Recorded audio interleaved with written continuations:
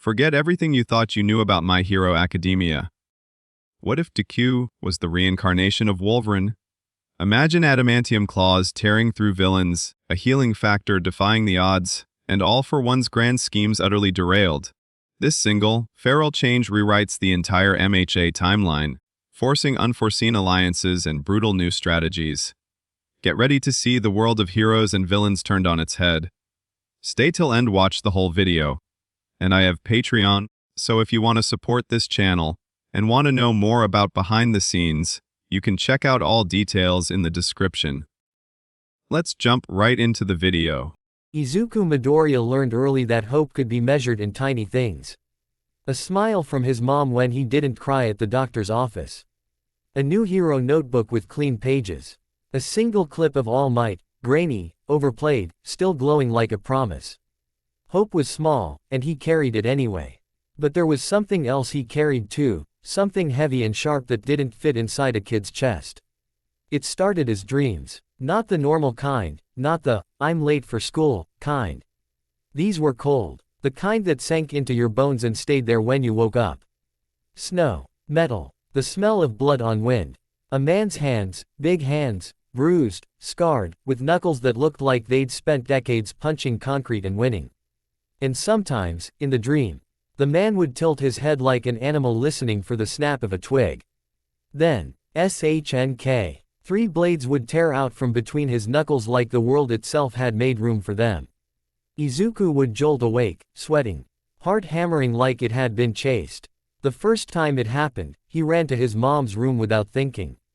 She was half asleep, hair a mess, but she pulled him in instant. Because that's what she did, she made space for him. Another nightmare, she whispered. Izuku nodded, but it wasn't a kid's embarrassed nod. It was tight, shaken. Inko pressed her palm to his forehead, then hugged him closer.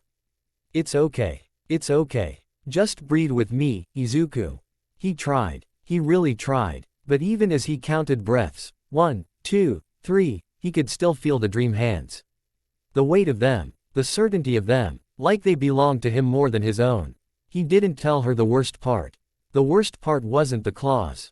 It was the rage. Not angry kid rage. Not tantrum rage. It was older than that, something ancient and tired and violent, like a storm that had learned to take human shape.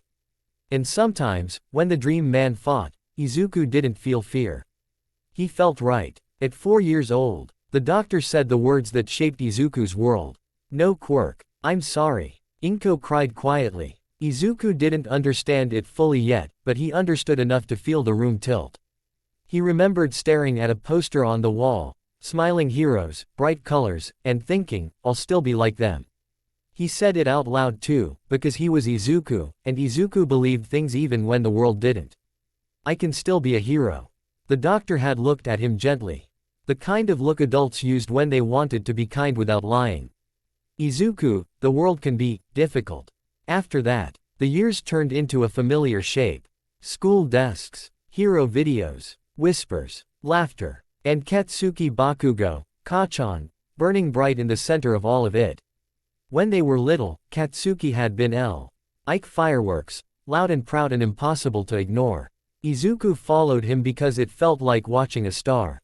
Katsuki didn't like being followed. Katsuki liked being admired from a safe distance. As they grew, Katsuki got a quirk that was strong and flashy and perfect. Izuku got nothing. He became Deku, somewhere along the way.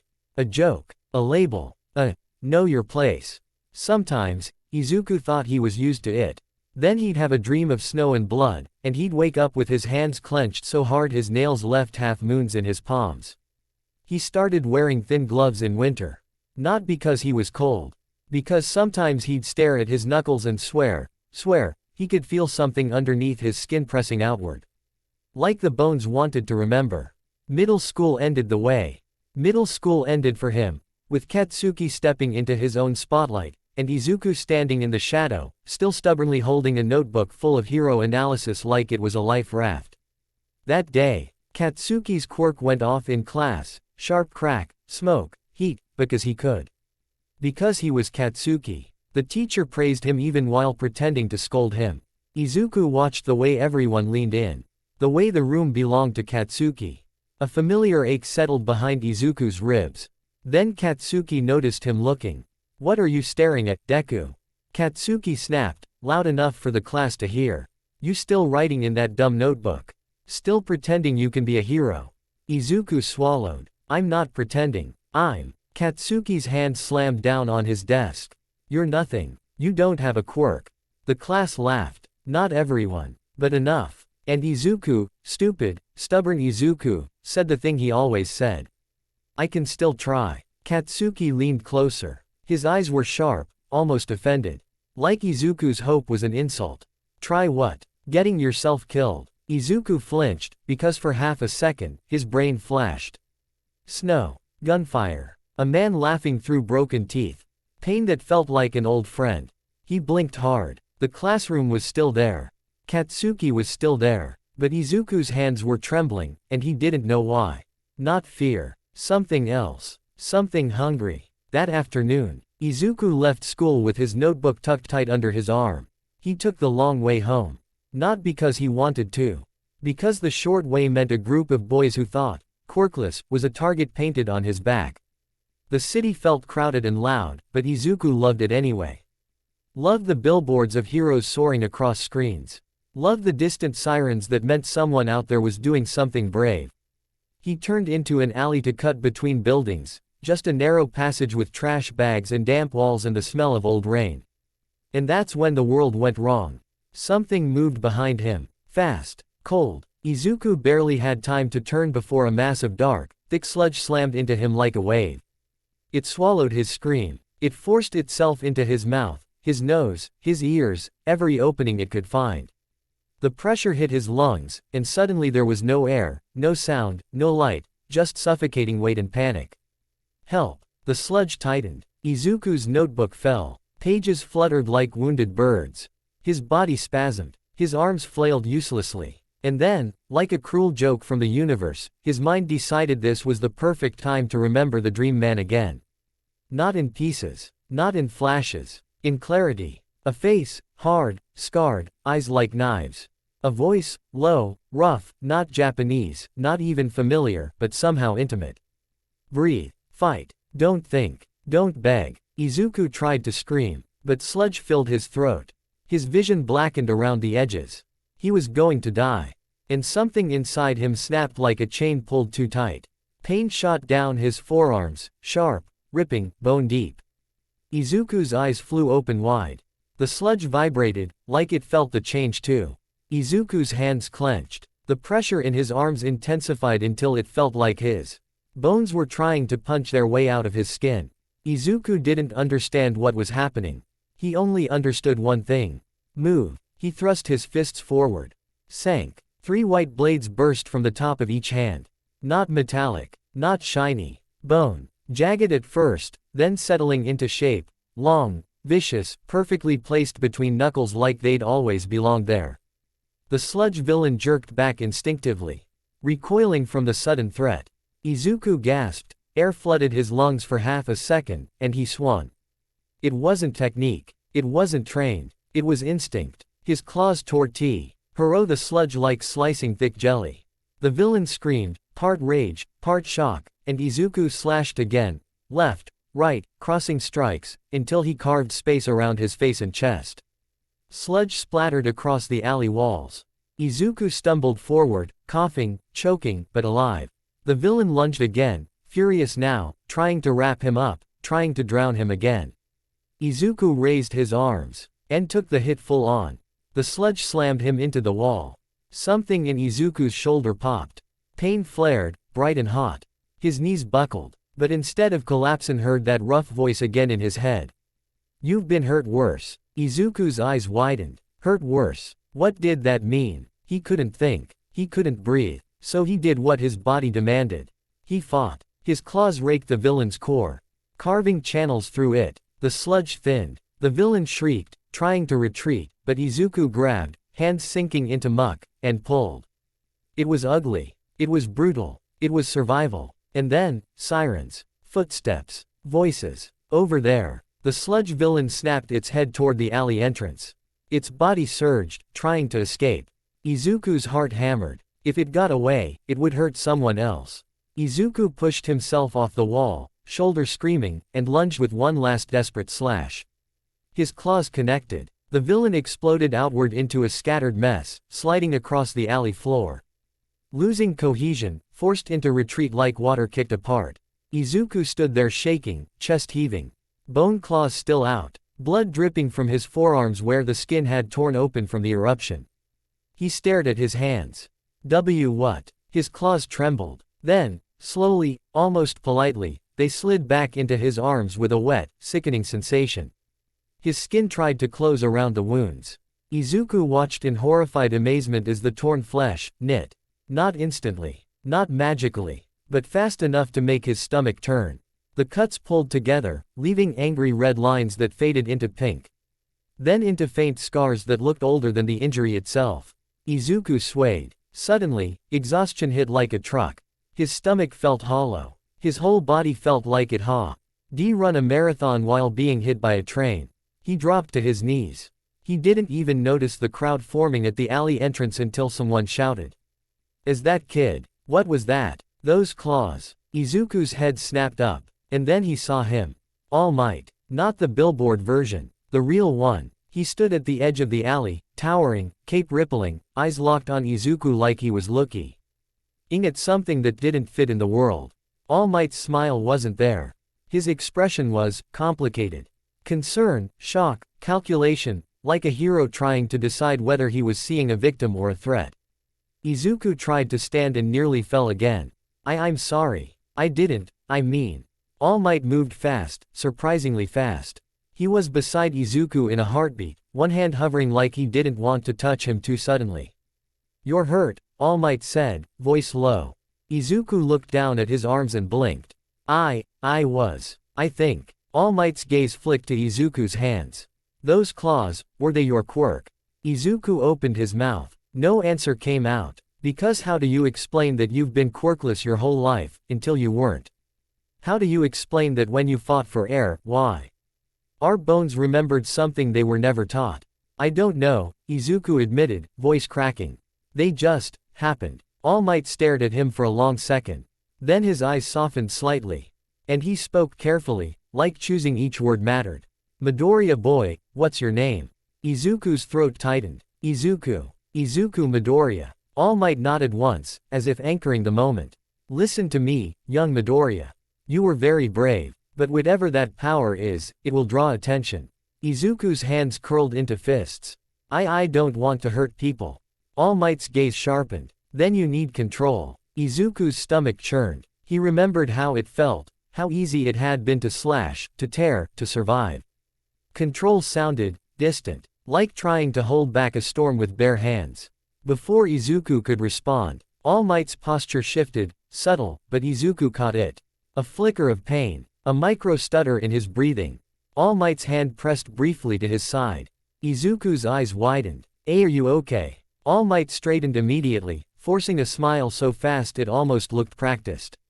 "Of course. Fear not. A hero always." He stopped, because Izuku was staring too hard. Izuku had spent his whole life studying heroes. Watching footage frame by frame. Noticing details. And he noticed that All Might's smile didn't reach his eyes. All Might cleared his throat. "You should go home, young Midoriya. Rest. Eat something. Your body will need it." Izuku nodded, still dazed. "Yes, sir." All Might turned slightly toward the crowd, already slipping back into performance mode. But as he did, he murmured, quiet enough that only Izuku heard. "This changes things." Izuku didn't know what he meant. Not yet. That night, Izuku sat at his desk with trembling hands. His notebook lay open, but he wasn't writing about heroes this time. He was writing about himself. Observed phenomenon. Bone protrusions from hands 3 each. Emergence triggered under extreme stress near suffocation. Rapid wound closure post-injury. Extreme exhaustion after regeneration event. Increased aggression instinct-driven movements. He paused, pen hovering. His stomach growled, loud, painful. Izuku blinked, surprised. He'd eaten dinner, but he felt like he hadn't eaten in days. He stumbled to the kitchen and grabbed leftover rice, then bread, then anything within reach. Shaw. eeling it into his mouth like his body was trying to refill an empty tank. Inko watched from the doorway, worry etched into her face. Izuku, are you feeling okay? Izuku tried to answer, but his voice came out small. Mom, I think I have a quirk. Inko froze. Then her eyes filled so fast it hurt to see. Oh, Izuku. She rushed to him and hugged him hard. That's wonderful. Oh, thank you. Izuku hugged her back, but his gaze drifted to his hands. He flexed his fingers. Nothing happened, but he could still feel it under the skin. Waiting, and in the quiet behind his thoughts, that rough voice whispered again, almost amused. Took you long enough, kid. Izuku's blood ran cold, because it didn't feel like imagination. It felt like memory. Far away, in a room where screens glowed and secrets breathed. A low-level informant replayed grainy footage from a street camera. A boy in an alley. A sludge villain. Bone claws. Healing. The informant swallowed hard and sent the file up the chain with shaking fingers. Message subject. Unregistered quirk user, high risk. Attachment. Alley incident footage. Note. Subject displays regeneration. Possible biological anomaly. The message climbed faster than it should have. Because certain people paid for certain keywords. Regeneration. Unkillable. Unregistered. And in the deepest shadows of the underworld, someone finally looked up from their long game. Someone whose plans were built on predictability. Someone who hated wild cards. A voice like cracked glass spoke in the dark. Find him. Izuku learned two things in the week after the alley incident. The first, his body didn't care about his schedule. The second, his hunger was not normal. It hit him at random, after climbing stairs, after writing too long, after a stressful conversation. Like someone had opened a drain in his stomach and pulled out everything inside. The first time it happened at home, he ate 2 bowls of rice and still felt empty. The second time, he ate 3. The third time, his mom sat him down with a worried face and started calculating grocery lists like she was preparing for a small army.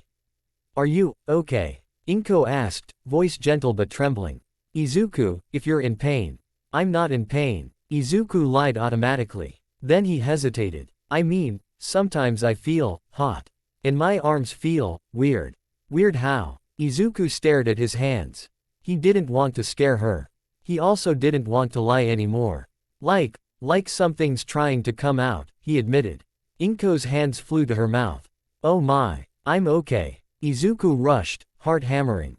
I need to figure it out. And that was the problem. There wasn't a handbook for bone claws and instant healing. There wasn't a neat quirk label to make adults relax. It didn't feel like a normal quirk. It felt like a survival mechanism that had been asleep and finally remembered it was needed.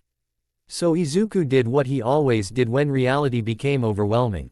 He studied. He started small. A locked bathroom door. A towel on the floor. A mirror with steam fogging the edges.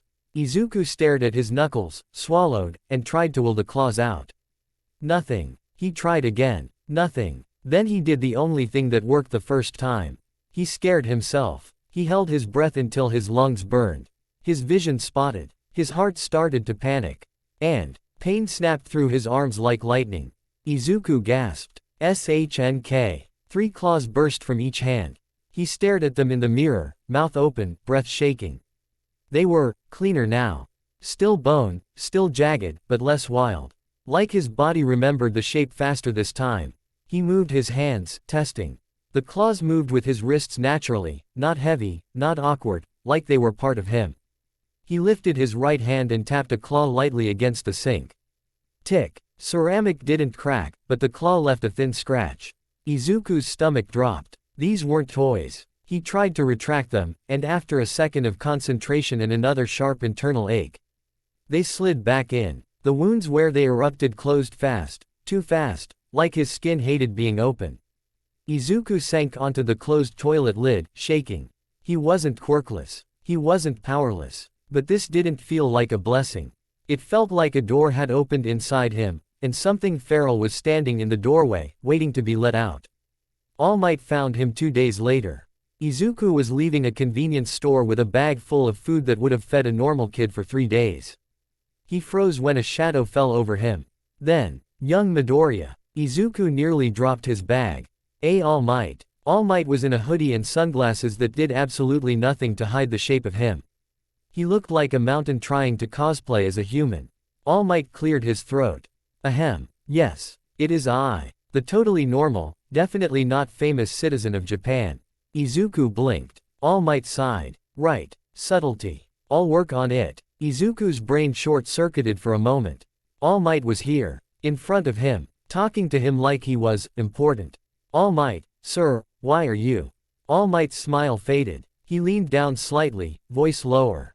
I want to speak with you. Somewhere private. Izuku's stomach tightened. He nodded quickly. Yes, sir. All Might led him to a quiet rooftop nearby.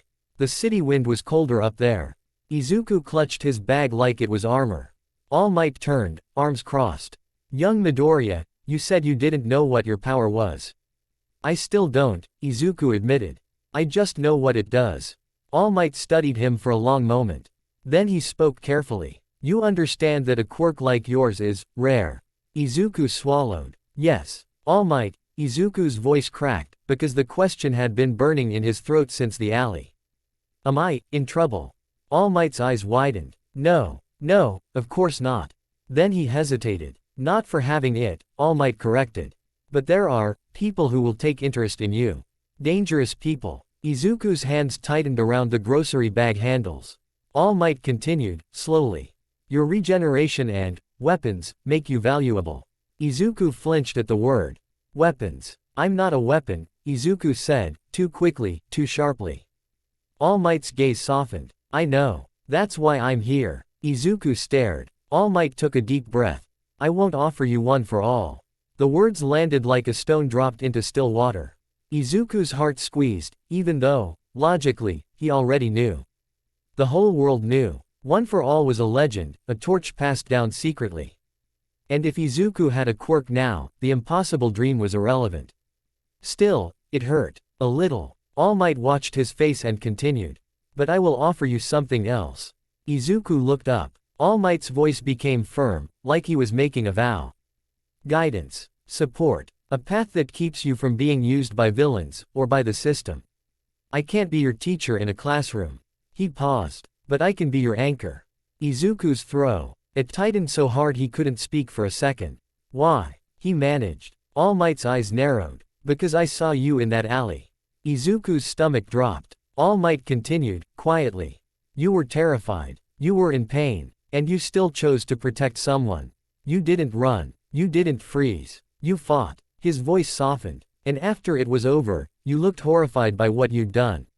Izuku's hands shook. All Might's gaze sharpened. That means you have a conscience. And a conscience is what separates a hero from a monster. Izuku's breath hitched. I don't want to be a monster, he whispered. All Might stepped forward and placed a heavy hand on Izuku's shoulder. Then don't become one. Train. Learn restraint. Learn strategy. Learn when to stop. Izuku nodded hard, tears stinging. All Might gave him a serious look. And eat more. Izuku blinked. Eat. All Might is not joking, All Might said sternly. Your quirk burns energy. If you fight without fuel, you'll collapse. And collapsing at the wrong time gets people killed. Izuku swallowed. He nodded again. Yes, sir. All Might's smile returned, smaller, more real. Now, about UA. Izuku's heart jumped. I'm going to apply. All Might's eyes narrowed. I assumed. Which is why we need to talk about control. Control, it turned out, was harder than punch harder. All Might didn't teach him how to swing claws like a sword. He taught him how to not swing them at all. Heroes don't get to choose easy fights, All Might said on another rooftop later that week. They get to choose what kind of people they are under pressure. Izuku practiced by doing the dumbest thing imaginable. He practiced being calm, breathing exercises, cold water on his wrists when adrenaline spiked. Counting sounds in the environment to ground himself. It felt ridiculous. Until one day in the bathroom he triggered his claws by accident, just from stress over the UA application, and realized he was already losing. His quirk didn't respond to, I want it. It responded to, I need to survive. So All Might built his first real rule. If you can't control your fear, you can't control your claws. And Izuku hated how true it was. By the time the UA entrance exam arrived, Izuku felt like a live wire wrapped in bandages. He wore a hoodie with reinforced sleeves. Not to hide his quirk, registrations were being processed, but Bako. Say the skin on his forearm still got tender after repeated claw eruptions. His mom cried at the door. "Be safe," she whispered, hugging him like she was trying to memorize him. "I will," Izuku promised. He meant it. He wasn't sure the world would cooperate. UA was bigger in person. The gates alone felt like they belonged to a myth. Izuku stepped through them and immediately felt the atmosphere change, ambition and anxiety. Confidence and fear, all buzzing together in the air like electricity. He saw powerful quirks everywhere, kids showing off casually without thinking, sparks, ice mist, floating objects, explosions. And there, Bakugo. Katsuki stood with a cluster of kids around him, posture proud, eyes sharp. Like he already owned the place. Izuku's heart clenched. He told himself he wouldn't approach. Of course his feet ignored him. Bakugo noticed him immediately. His eyes narrowed. "Deku." Izuku stopped. Bakugo stared at him like Izuku was a stain on the pavement. "Hands. You still here?" Bakugo muttered. "I thought you'd quit." Izuku swallowed. "I'm taking the exam." Bakugo's lip curled. "With what? You gonna cry at the robots?" Izuku flinched, but kept his voice steady. "I have a quirk now." The air around them shifted. Bakugo's expression froze. For 1 second, Izuku saw something raw in his eyes, shock, disbelief, something like offense. Then it twisted into anger. "You're lying," Bakugo hissed. "I'm not," Izuku said quietly. Bakugo stepped forward, voice low and dangerous. "You were quirkless your whole life." Izuku's hands tightened, not in threat, but in anxiety. Bakugo noticed. His eyes narrowed further. "Show me." Izuku's stomach dropped. He couldn't. Not here. Not now. Not in front of a crowd. "I can't," Izuku started. Bakugo's face twisted into a grin that wasn't happy. "So you're still a liar." Izuku's chest tightened, and for a second, the pressure, the humiliation, the old fear. His arms itched. He felt something in his bones shift. No, no, no, no. He forced himself to breathe. He stared at Bakugo, steady. "I'm not lying," he repeated. Bakugo held his gaze for a moment. Then he scoffed and turned away. "Whatever. You'll fail anyway." Izuku stood there, heart pounding, hands shaking slightly, and realized something terrifying. Just that conversation had almost triggered his claws. If he lost control during the exam, he could seriously hurt someone. He pressed his palms against his thighs, grounding himself. "Breathe. Fight smart. Don't let fear drive." The rough voice in the back of his mind whispered like a distant echo. "Don't show him. Not yet." Izuku shivered. He didn't know why, but he listened. Present Mike gave the rules with enough energy to power the city. Robots. Points. Rescue points too. Yada yada. Izuku's brain was half listening and half screaming internally. "Don't go feral. Don't go feral. Don't." The gates opened. The crowd surged. Izuku ran with them. The mock city exploded into chaos. Robots rose from the streets like steel monsters. Students launched into battle with quirks flashing everywhere. Izuku's instincts screamed at the noise and danger. He felt his heartbeat climb. He felt his arms start to itch. He forced himself to focus on logic. They're machines. Machines have joints, weak points, balance. He sprinted toward the nearest robot, not the biggest, not the flashiest, but a medium one that looked manageable. He didn't summon claws immediately. Instead, he grabbed a fallen metal pipe from the ground. Someone had ripped it up as a weapon, and used it like a lever. The robot swung an arm at him. Izuku ducked, slid under, and jammed the pipe into its knee joint. Metal shrieked. The robot stumbled. Izuku slammed the pipe again, harder. The joint buckled, and the robot collapsed. Points. He didn't know how many, but he didn't care. He moved. Another robot charged. Bigger. Faster. Izuku felt panic spike. Claws wanted out. He forced them down. He dove sideways, rolled, and grabbed a chunk of debris. Threw it into the robot's face sensor. The robot paused, recalibrating. Izuku leapt onto its back and tore open a panel with his fingers, his nails dug in, but not deep enough. He grimaced. Fine. He let the claws come out just a little. Pain flashed. SHNK. He didn't fully extend them. Just enough to slice the wiring inside the panel like a surgeon. The robot sparked and died. Izuku retracted the claws immediately, breathing hard. This worked. Control. Minimal force. Precision. He could do this. He could. A scream cut through the noise. Izuku's head snapped toward it. A girl had fallen, trapped under debris. A robot loomed over her. Stepping forward, Izuku's body moved before his mind finished thinking. He sprinted. The robot's foot lifted. Izuku threw himself between them, arms up. The foot slammed down. Pain exploded through his forearms. Bones cracked. Izuku gasped. The claws burst out fully this time, automatic, desperate. Sank. Sank. He screamed, not from fear, but from the shock of pain and the surge of adrenaline. He slashed upward. The claws carved into the robot's ankle joint. Metal screamed. The robot's foot buckled and crashed sideways. Izuku shoved the debris off the girl. With shaking arms, arms that were already healing, bones knitting with sickening speed. Move, he rasped. The girl scrambled away, eyes wide in terror and awe. Izuku stumbled back, holding his arms up. The regeneration burned like fire under his skin. And then, he felt it. The crash. The hunger. The world narrowed. His hearing sharpened. The noise of the exam faded into something distant. All he saw was movement, threats, targets. Berserker. No, no. Izuku clenched his jaw so hard it hurt and forced himself to breathe again. 1, 2, 3. Slowly, the tunnel vision eased.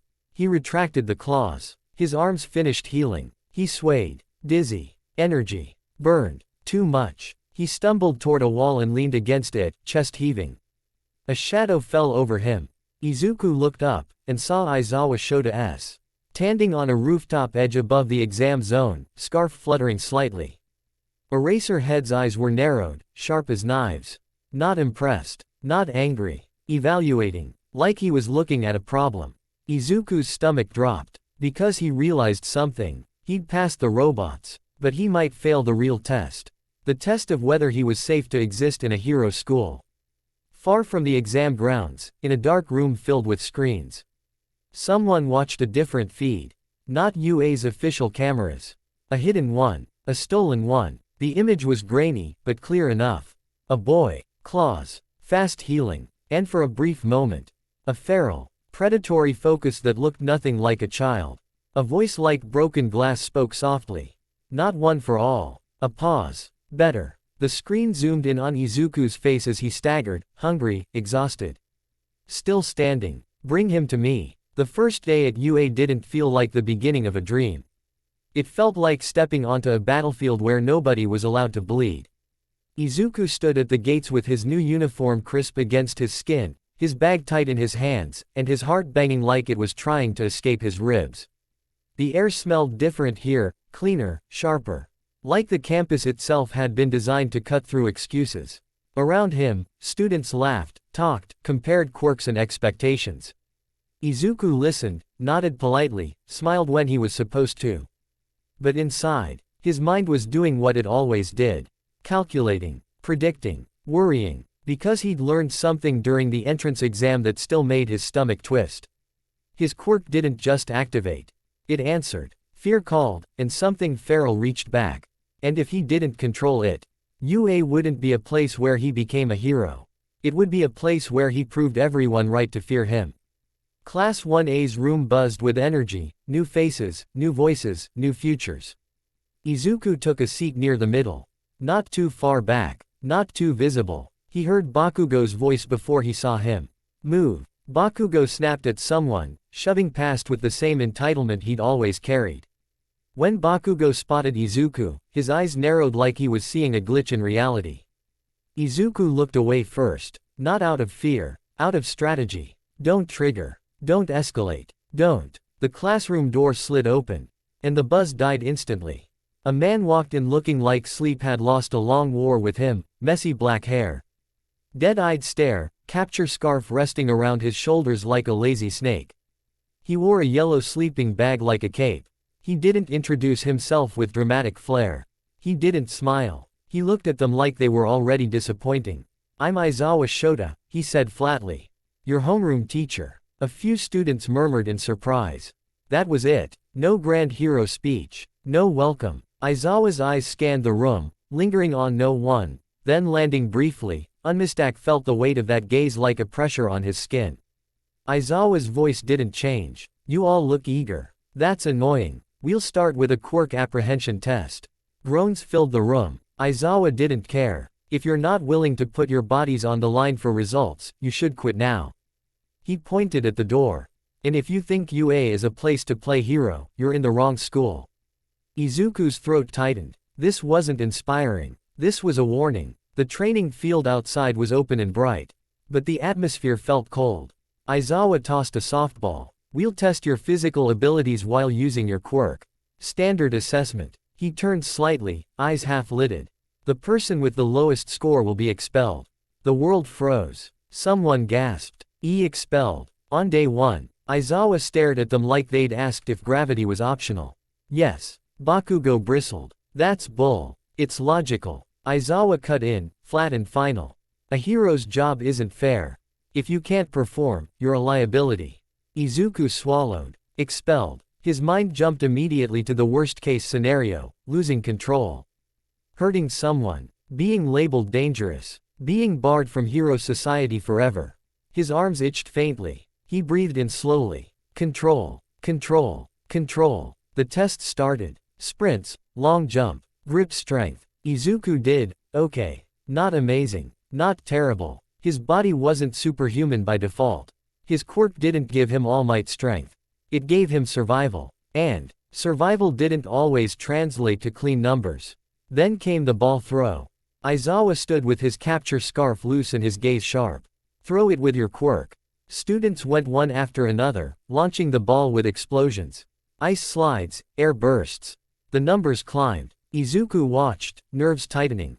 If he used claws, he couldn't throw better. If he relied on regen, it didn't increase distance.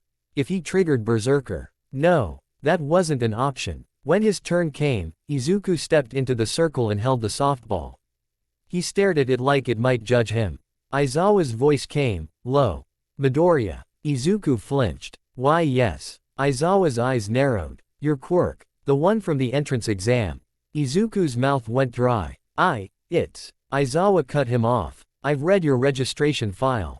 Izuku's stomach sank. Registration had been messy. Doctors had panicked. Officials had asked too many questions. The label they'd settled on was vague and terrified. Quirk. Feral regeneration unconfirmed. Secondary manifestation. Bone blades. Risk. High. Aizawa stared at him. Show me control. Izuku swallowed hard. He brought the ball up. He thought about fear, how it triggered the claws. Then he did something different. He thought about calm. About breathing. About All Might's voice on the rooftop. Anchor. Izuku exhaled slowly. And he focused on the smallest possible activation. Pain flickered in his forearms. Not a violent eruption, just a sharp internal pressure. SHNK. One claw slid out of his right hand. Not all three. Just one. Gasps rose behind him. Izuku ignored them. He held the ball in his left hand and used the single claw to carve a thin groove into the softball's surface, just enough to create grip, just enough to help his fingers lock in. Then he retracted the claw with a wince. He lowered his stance. And he threw. Hard. Not explosive. But precise. The ball arced through the air and landed with a solid thud far across the field. Not the best score. But respectable. Izuku's chest heaved like he'd run a mile anyway. Because the effort wasn't physical. It was emotional. It was wrestling a monster gently enough not to wake it. Aizawa watched him. His expression didn't soften. But something in his eyes shifted. Not approval. Recognition. The next test was endurance. Aizawa made them run a distance course with obstacles. Izuku started strong, but halfway through his lungs began to burn. His legs felt heavy. Then the hunger hit. Sudden. Sharp. Like his stomach was trying to eat itself. His vision flickered. His hands trembled. He stumbled, catching himself on a railing. No, not now. He forced his body forward, one step at a time. But his quirk was already reacting to the stress, his senses sharpening, hearing too clear, smelled too loud. Everything felt close. Everything felt like a threat. And then someone bumped into him by accident, just a shoulder brush from a classmate hurrying past. That tiny contact, combined with exhaustion and hunger. Izuku's brain flashed white. His arms itched. The claws wanted out. His heartbeat spiked. A low growl rose in his throat before he could stop it. The classmate froze, eyes wide. Izuku froze too, because he realized what he'd almost done. Not attack, but react, like an animal. The worst part, it would have felt natural. Izuku forced his hands open, forced the growl down, forced his breath slow. "I'm sorry," he said quickly, voice shaking. "I didn't mean." The classmate nodded, backing away cautiously. Izuku's stomach twisted harder. This wasn't just a quirk. It was a social bomb strapped to his ribs. When the assessment ended, Aizawa gathered them. He announced scores. Izuku's overall ranking wasn't great. Not bottom, but far from top. Bakugo, Todoroki, Iida, those kinds of quirks dominated the numbers. Izuku could tell Bakugo was still watching him like Izuku was a lie that wouldn't stop existing. Finally, Aizawa pointed at the lowest scoring student. Mineta. Mineta yelped. Wait. Aizawa stared, then sighed like a man deciding whether to bother. "I lied," he said. "Expulsion is a threat, a tool. Heroes must perform under pressure. If you can't handle anxiety, you'll die out there." Mineta collapsed with relief. The class groaned. Izuku's knees almost buckled. Aizawa's gaze slid to him again, sharp, targeted. "And Midoriya." Izuku stiffened. "Yes." Aizawa walked closer, voice low enough that only Izuku could hear. "You're a problem." Izuku's heart sank. Aizawa continued without cruelty, but without comfort. "Not because you're weak. Because you're unstable." Izuku swallowed. "I'm trying. I can see that," Aizawa said. "But trying won't matter if you lose control in front of civilians."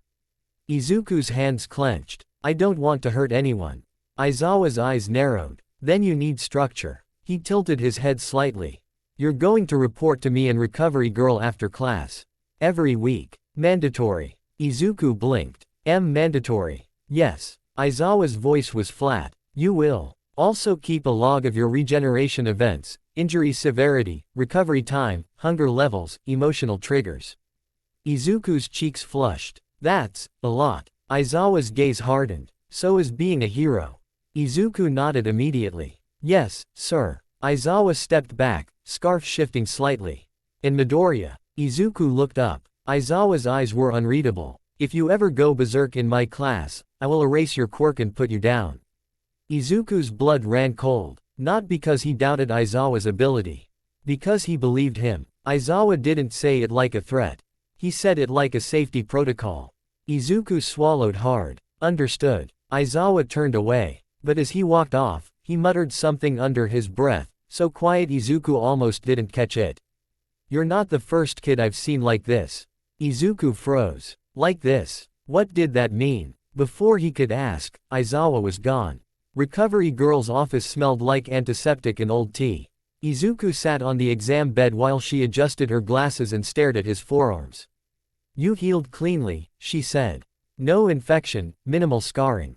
Izuku nodded, nervous. Recovery Girl tapped his arm lightly with a finger. "You know what healing does, young man. It fixes me." She sighed. "It spends you." Izuku blinked. "Spends." She's stern. "Your quirk uses energy and resources. Blood, proteins, minerals. It burns through calories like fire through paper." Izuku swallowed. "That hunger you felt during the test." She continued. "That's your body screaming for fuel." Izuku's stomach twisted. "So I should eat more." "Yes." Recovery Girl's eyes narrowed. "But not junk. If you eat like a starved raccoon, you'll get sick and your recovery will still suffer." Izuku flushed. I don't." She pointed a finger at him. "Diet plan. Iron, protein, calcium, hydration. If you bleed and heal repeatedly, your body will crash. And if you crash in the field, someone dies." Izuku nodded rapidly. "Yes, ma'am." Recovery Girl's expression softened slightly. "And don't you dare start thinking you're immortal," she added. "Because you're not." Izuku's breath caught. She listed it bluntly, like writing a medical chart. Severe brain trauma, suffocation, quirk erasure, poisons, acid, fire, disintegration. The last word made Izuku's skin crawl, and he didn't know why. Recovery Girl watched him closely. "You can be killed, young man," she said quietly. "Your gift is a second chance. Not a guarantee." Izuku swallowed, throat tight. "I understand." Recovery Girl huffed. "Good. Because the moment you start using your body like a disposable tool, you stop being a hero and start being a tragedy. Izuku stared at his hands. The rough voice in his mind whispered faintly, almost approving. Smart old lady. Izuku's fingers trembled. He didn't respond. Outside, in the hall, Bakugo stood like he'd been waiting. Izuku froze when he saw him. Bakugo's eyes were sharp, furious. What the hell are you? Bakugo hissed. Izuku's chest tightened. I'm me. Bakugo stepped closer. Voice low and venomous. You're quirkless for years, and then you show up with claws and healing like some damn movie character. Izuku flinched. It happened recently. Bakugo's jaw clenched. You think I'm stupid? He snapped. You think you can just... Aizawa's voice cut through the hallway like a blade. Bakugo. Bakugo froze instantly. Aizawa leaned against the wall nearby, eyes half-lidded, scarf resting. Bakugo's anger didn't disappear, but it got caged. TCH. Bakugo clicked his tongue, glaring at Izuku one last time. This isn't over. He stormed away. Izuku stood there, breathing shakily. Aizawa watched him. For a long moment, neither spoke. Then Aizawa said quietly, "Your biggest enemy isn't villains." Izuku looked up. Aizawa's gaze was sharp. It's the part of you that thinks you can endure everything alone. Izuku's throat tightened. Aizawa pushed off the wall. We start training control tomorrow, he said. Sleep, eat, and don't get into fights you don't need. Izuku nodded. Yes, sir. Quote. Aizawa walked away. Izuku watched him go, then looked down at his hands again. He flexed his fingers. He could feel the claws, like sleeping knives beneath his skin. He could feel the hunger too, waiting like a tax collector. And behind it all, faint but present, was that other thing. The instinct, the old war memory, the shadow of a man in snow. Izuku swallowed. He didn't know what he was yet. But he knew one thing. UA wasn't going to let him stay a wildcard. Either he became a hero, or he became a warning. The day UA took them to the USJ, Izuku fell. It in his bones before anything happened. Not a vision, not a prophecy. Just that old, ugly sense that something was waiting around the corner with teeth. The USJ dome was massive, an indoor disist. Our simulation zone built like a city trapped under a glass sky. Different environments sprawled in sections. A flood zone, a collapsed building, an artificial landslide, a blazing mock fire. A place meant to teach rescue. A place meant to teach control. Aizawa stood at the front of the group, arms crossed, scarf loose, eyes half-lidded like the world was mildly annoying. Today is rescue training, he said, voice flat. Not combat. Your job is to save people. Kaminari raised a hand. But, there aren't real people here, right? Aizawa's stare could have frozen lava. There are instructors. NTH. There are situations that can become real if you treat them like games. Izuku listened carefully, like he always did. But his mind kept circling one thought. Rescue is harder than fighting. Because Q meant you couldn't let fear take the wheel. And Izuku's quirk had a habit of answering fear like it was a command. All Might was supposed to teach them today. When they entered the facility, Izuku looked around automatically, searching for that golden presence like a compass looking for north. But All Might wasn't there. Instead, a tall figure in a space helmet suit waved dramatically. Welcome, young heroes. I am 13. The class reacted with excitement. Izuku smiled politely, but the absence of All Might pressed on him like a weight. All Might rarely missed hero classes. Which meant something was wrong. Aizawa glanced at his phone briefly. His expression didn't change, but Izuku noticed the slight tension in his jaw. Then Aizawa spoke as if nothing mattered. 13 will explain the USJ. 13 launched into a cheerful speech about rescue protocols, safety, and her black hole quirk. Izuku tried to focus. He really did. But that old sense of teeth in the dark kept crawling up his spine. And then, the air warped. A circular distortion formed on the floor behind 13, like reality had been punched open. It wasn't a quirk effect he recognized. It looked wrong, like a hole that shouldn't exist. A chill ran through the class. Aizawa's head snapped toward it instantly.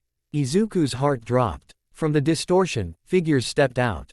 Villains. Dozens. Maybe more. And at the center, thin, Trembling hands in front pockets, blue hair, posture like a dead leaf carried by wind. Shigaraki Tamura. Izuku didn't know his name yet. But he recognized danger when he saw it.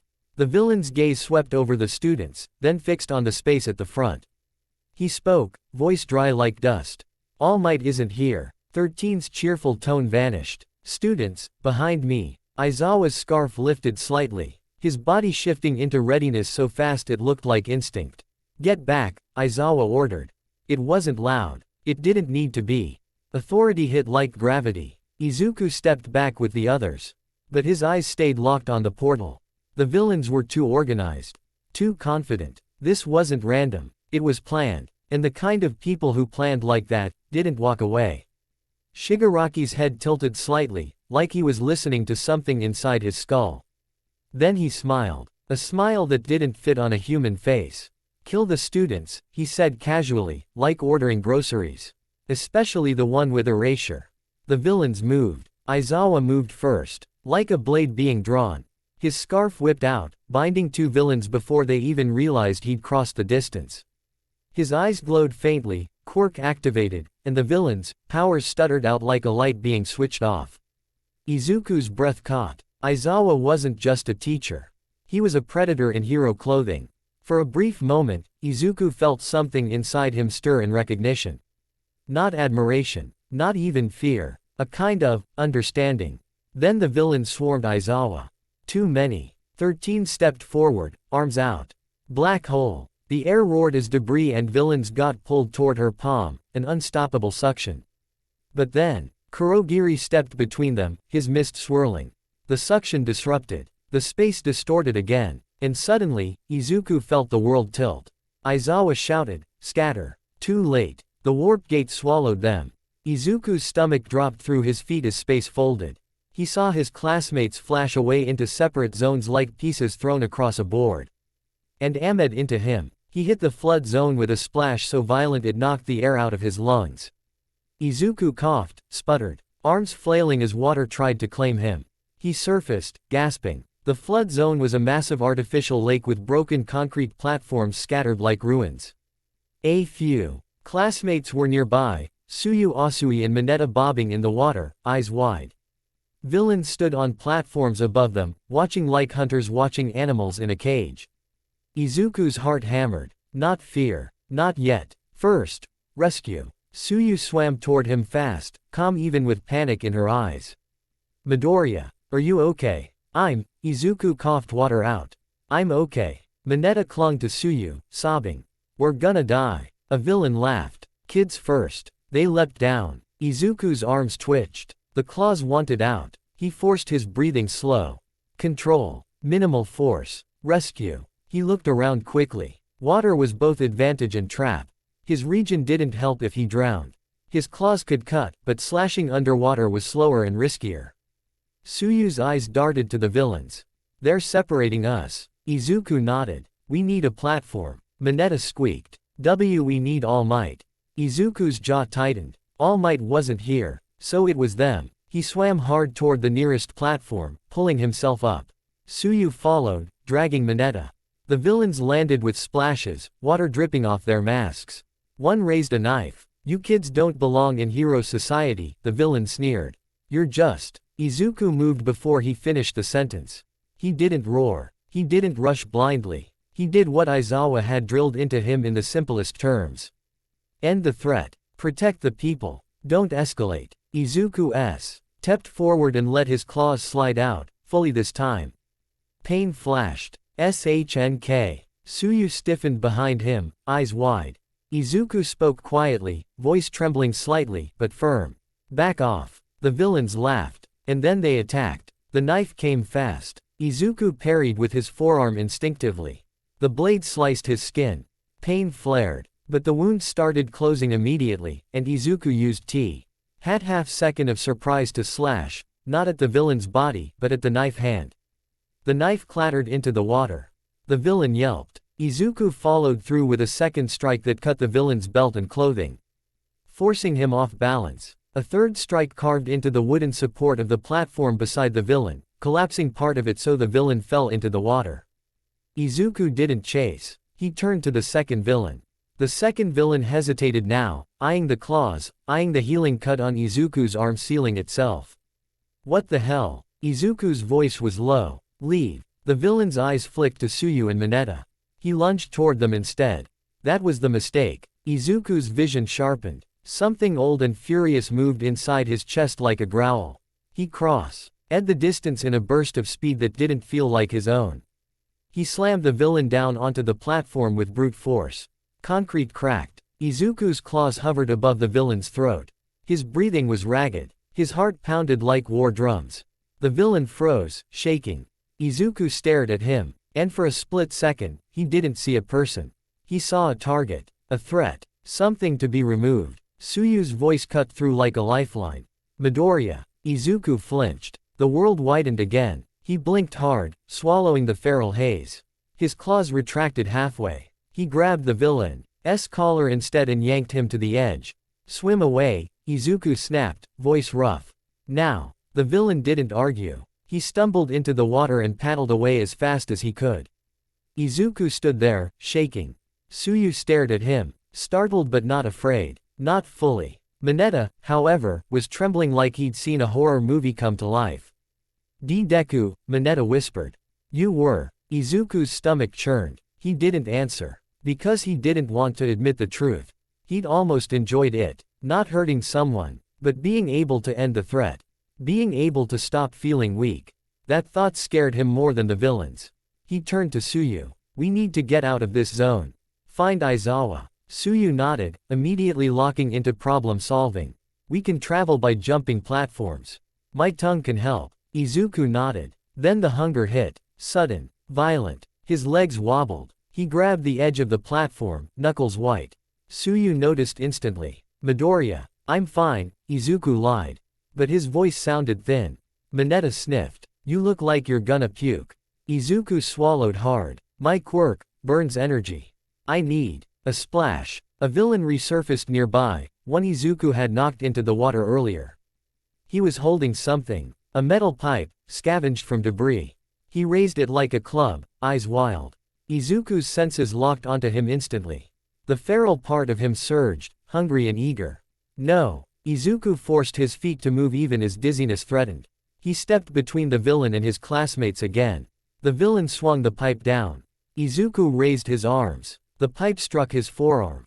Bone cracked. Pain flashed white. The claws erupted fully without permission. Sank. Izuku growled, actually growled, and slashed.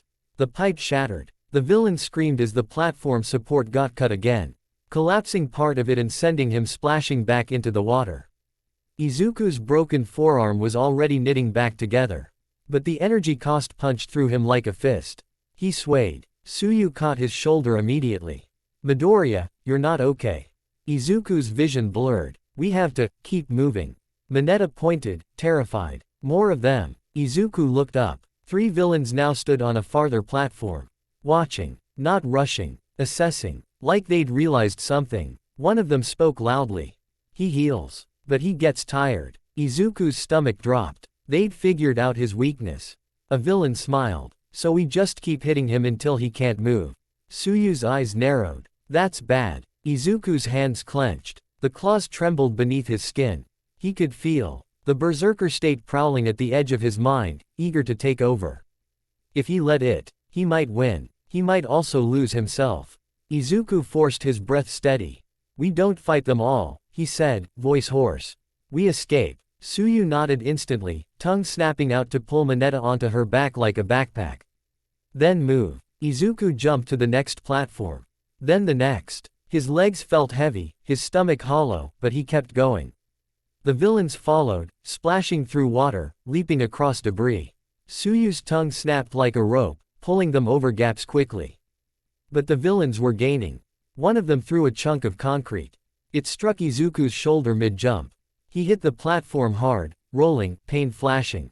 He heard Tsuyu gasp. He felt Mineta scream. Izuku's claws erupted again automatically. The feral haze surged. His vision tunneled. The villains landed, circling.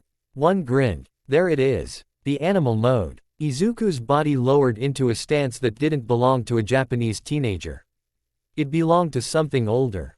Something that had lived through war and learned the fastest way to stop pain was to cause more of it. Tsuyu's voice came again, urgent. Midoriya, stay with us. Izuku twitched. Like her words were a hand grabbing him.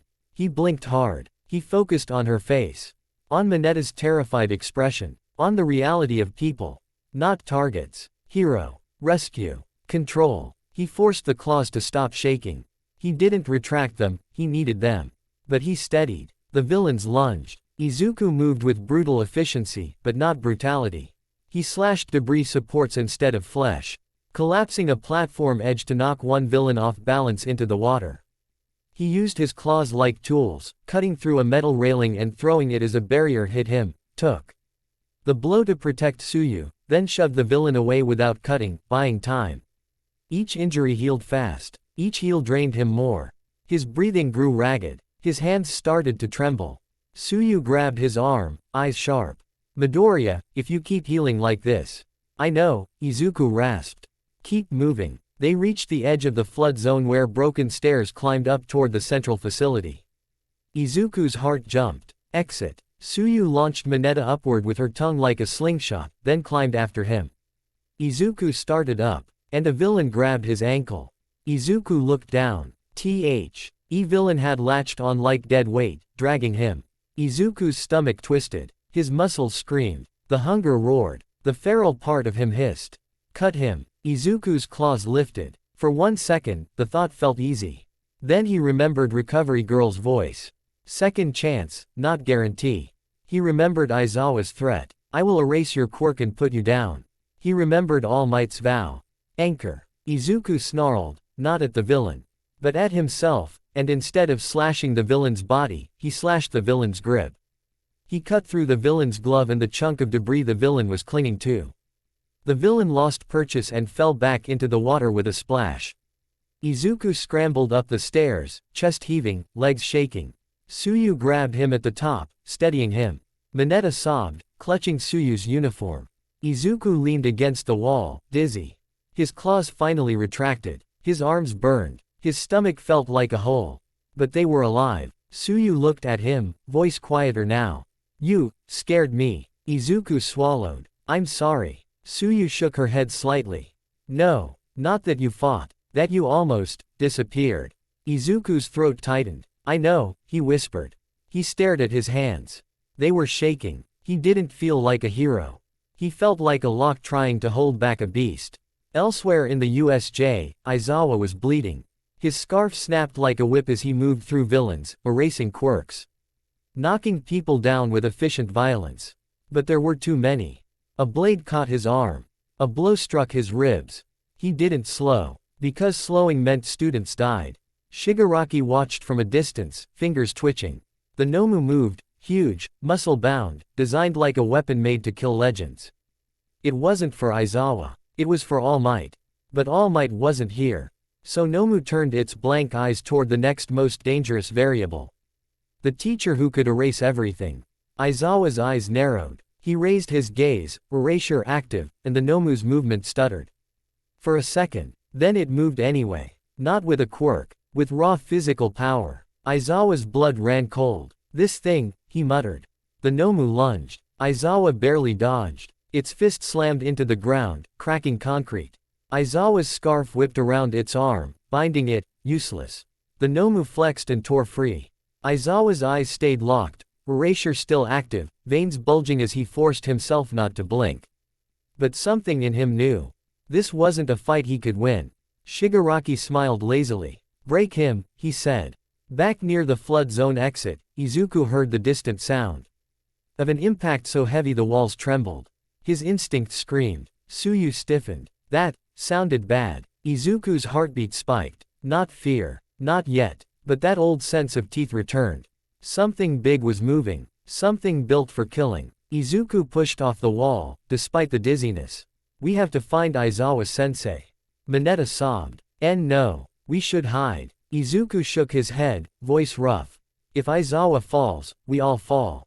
Tsuyu stared at him for a second, then nodded. Okay. But we do it smart. Izuku took one shaky breath. His claws didn't come out. Not yet. But he could feel them waiting. He could also feel something else. A strange, cold certainty settling in his chest. The kind that didn't belong to a kid. The kind that belonged to someone who'd fought monsters before and learned a painful truth. Sometimes, you don't get to choose whether you're ready. You only get to choose whether you show up. Izuku started running. The USJ incident didn't end when the villains were arrested. It ended when the footage leaked. Not the clean, official footage UA wanted the public to see, heroic angles, calm rescues, tidy narratives. The messy footage. The kind that came from shaky phones, half-hidden cameras, and terrified witnesses. It showed the students scattered across disaster zones like dice tossed onto concrete. It showed Aizawa bleeding. It showed villains crawling out of warped air like nightmares. And, most dangerously, it showed Izuku Midoriya. A boy with white claws erupting from his hands. A boy taking hits that should have broken him. A boy healing fast enough to make grown adults feel cold in their stomachs.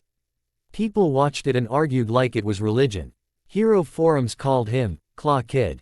News anchors tried to sound calm while their eyes screamed danger. N channels passed around his clips like a prize. The internet did what it always did, it turned fear into entertainment. And Izuku felt it like a weight strapped to his back. Because UA didn't just teach him to be a hero. UA put him on a stage. 1. Aftermath. 2 days after USJ, Aizawa walked into class with his arm wrapped in bandages and his face looking even more tired than usual. No dramatic announcement. No speech. Just that dead-eyed stare. From now on, Aizawa said, voice flat, you'll be training like you're already targets. The class went quiet. Aizawa's eyes drifted to Izuku for half a second. Some of you more than others. Izuku's stomach tightened. He kept his face neutral. But inside, hunger and anxiety churned together like a storm. Aizawa continued, you survived. That doesn't mean you performed well. Bakugo scoffed loudly from his seat. Aizawa didn't even look at him. Survival is luck, Aizawa said. Heroes don't rely on luck. Izuku's fingers twitched. Not claws, just nerves. Aizawa clicked his tongue. Midoriya. After class. Izuku swallowed. Yes, sir. Aizawa's training wasn't about strength. It was about control under disgust. Because that was what Izuku's quirk fed on. Fear. Humiliation. Rage. Panic. Aizawa turned it into drills. Trigger management, Aizawa said one afternoon, dragging a whiteboard into the gym like he was preparing to teach math. He wrote. Hunger level. Sleep hours. Adrenaline spike. Pain threshold. Breathing pattern. Claw emergence timing. Berserker warning signs. Izuku stared at the list, throat dry. This wasn't hero training. This was containment. Aizawa tapped the board. Your quirk is reactive. It wants to protect you. That's good. His eyes narrowed. But your instincts don't get to decide what protect means. Izuku nodded hard. Aizawa tossed him a small mouthguard. You grind your teeth when you're close to losing control. Wear it during training. Izuku blinked. You noticed that. Aizawa's stare was tired. I notice everything that gets someone killed. Izuku swallowed. Yes, sir. Aizawa tossed him another thing, a small pouch. What's this? Jerky. Nuts. Electrolytes. Aizawa said it like he hated every syllable. If your quirk drains you, you refuel. I don't want you collapsing mid-exercise. Izuku's eyes widened. You bought this. Aizawa looked away. Don't make it weird. Izuku clutched the pouch like it was proof he belonged here. Recovery girl also got stricter. She didn't talk to Izuku like he was fragile. She talked to him like he was a walking medical emergency with heroic aspirations. You heal too much, she told him, glasses low on her nose. You treat injury like a shortcut. Izuku flinched. I don't. Recovery girl jabbed a finger at him. Don't I.e. to an old woman heroes since before you were born. Izuku swallowed. It's easy to forget pain matters when it goes away fast. Recovery girl nodded sharply. Exactly. And that mindset will kill you. Izuku's throat tightened. She slid a paper across the desk. A diet plan. Specific. Annoyingly detailed. Follow it, she ordered. And if you want to be clever, start tracking how long you heal when you're tired versus rested. Izuku stared at the paper like it was sacred. Yes, ma'am. She softened slightly. Good boy. Then she narrowed her eyes again. And if anyone tells you to tank damage because you can. You tell them to shut up. Izuku nodded. Yes, ma'am. 2. The announcement. The sports festival announcement hit like thunder. For most students, it was exciting. For Izuku, it was terrifying. Because the sports festival wasn't just an event. It was a national broadcast. It was the moment where agencies scouted futures. Where villain eyes watched too. Where the public decided who they loved. And who they feared. In the dorms that night, the class buzzed with ideas, rivalries, hype. Kaminari was already doing victory poses in the hallway. Uraraka practiced gravity taps on snacks like they were training weights. Iida recited rules like a prayer. And Bakugo looked like he wanted the world to burn for fun. Izuku sat on his bed with his diet plan in one hand and his hero notebook in the other. He wasn't writing notes about other people. He was writing about himself. Public risk. Clause equals, violent imagery. Region equals, immortal rumor. Berserker equals, villain-like behavior. Solution. Prove restraint. Prioritize rescue behavior. Minimize blood. Avoid panic triggers on camera. His pen hovered. Then he wrote one more line, smaller. I can't let them see the monster. The rough voice in his head whispered faintly, almost amused. They'll see what they want to see. Izuku's hand shook. He set the pen down. 3. The opening roar. When the sports festival day came, the stadium felt like a living thing. It roared with people, thousands in the stands, cameras everywhere, lights so bright they made the world look unreal. Izuku walked out with Class 1A, uniform crisp, heart pounding. The cheers hit him like heat. He'd wanted this once, attention, recognition, a chance. Now it felt like a spotlight aimed at his throat. Present Mike screamed Komentar. Why, like he was trying to wake the entire country. The students lined up, and Izuku's eyes flicked instinctively to the big screens. There he was. A close-up of his face. And for half a second, the Broa. D-cast flashed a freeze frame from USJ footage, a blurry clip of white claws. The crowd reacted. Some cheered louder. Some went quiet. Izuku's stomach tightened. Aizawa's voice echoed in his head, control under pressure. He breathed in. Slow. Out. Slow. His fingers flexed. No claws. Not yet. 4. Event 1. Obstacle race. The starting line was chaos.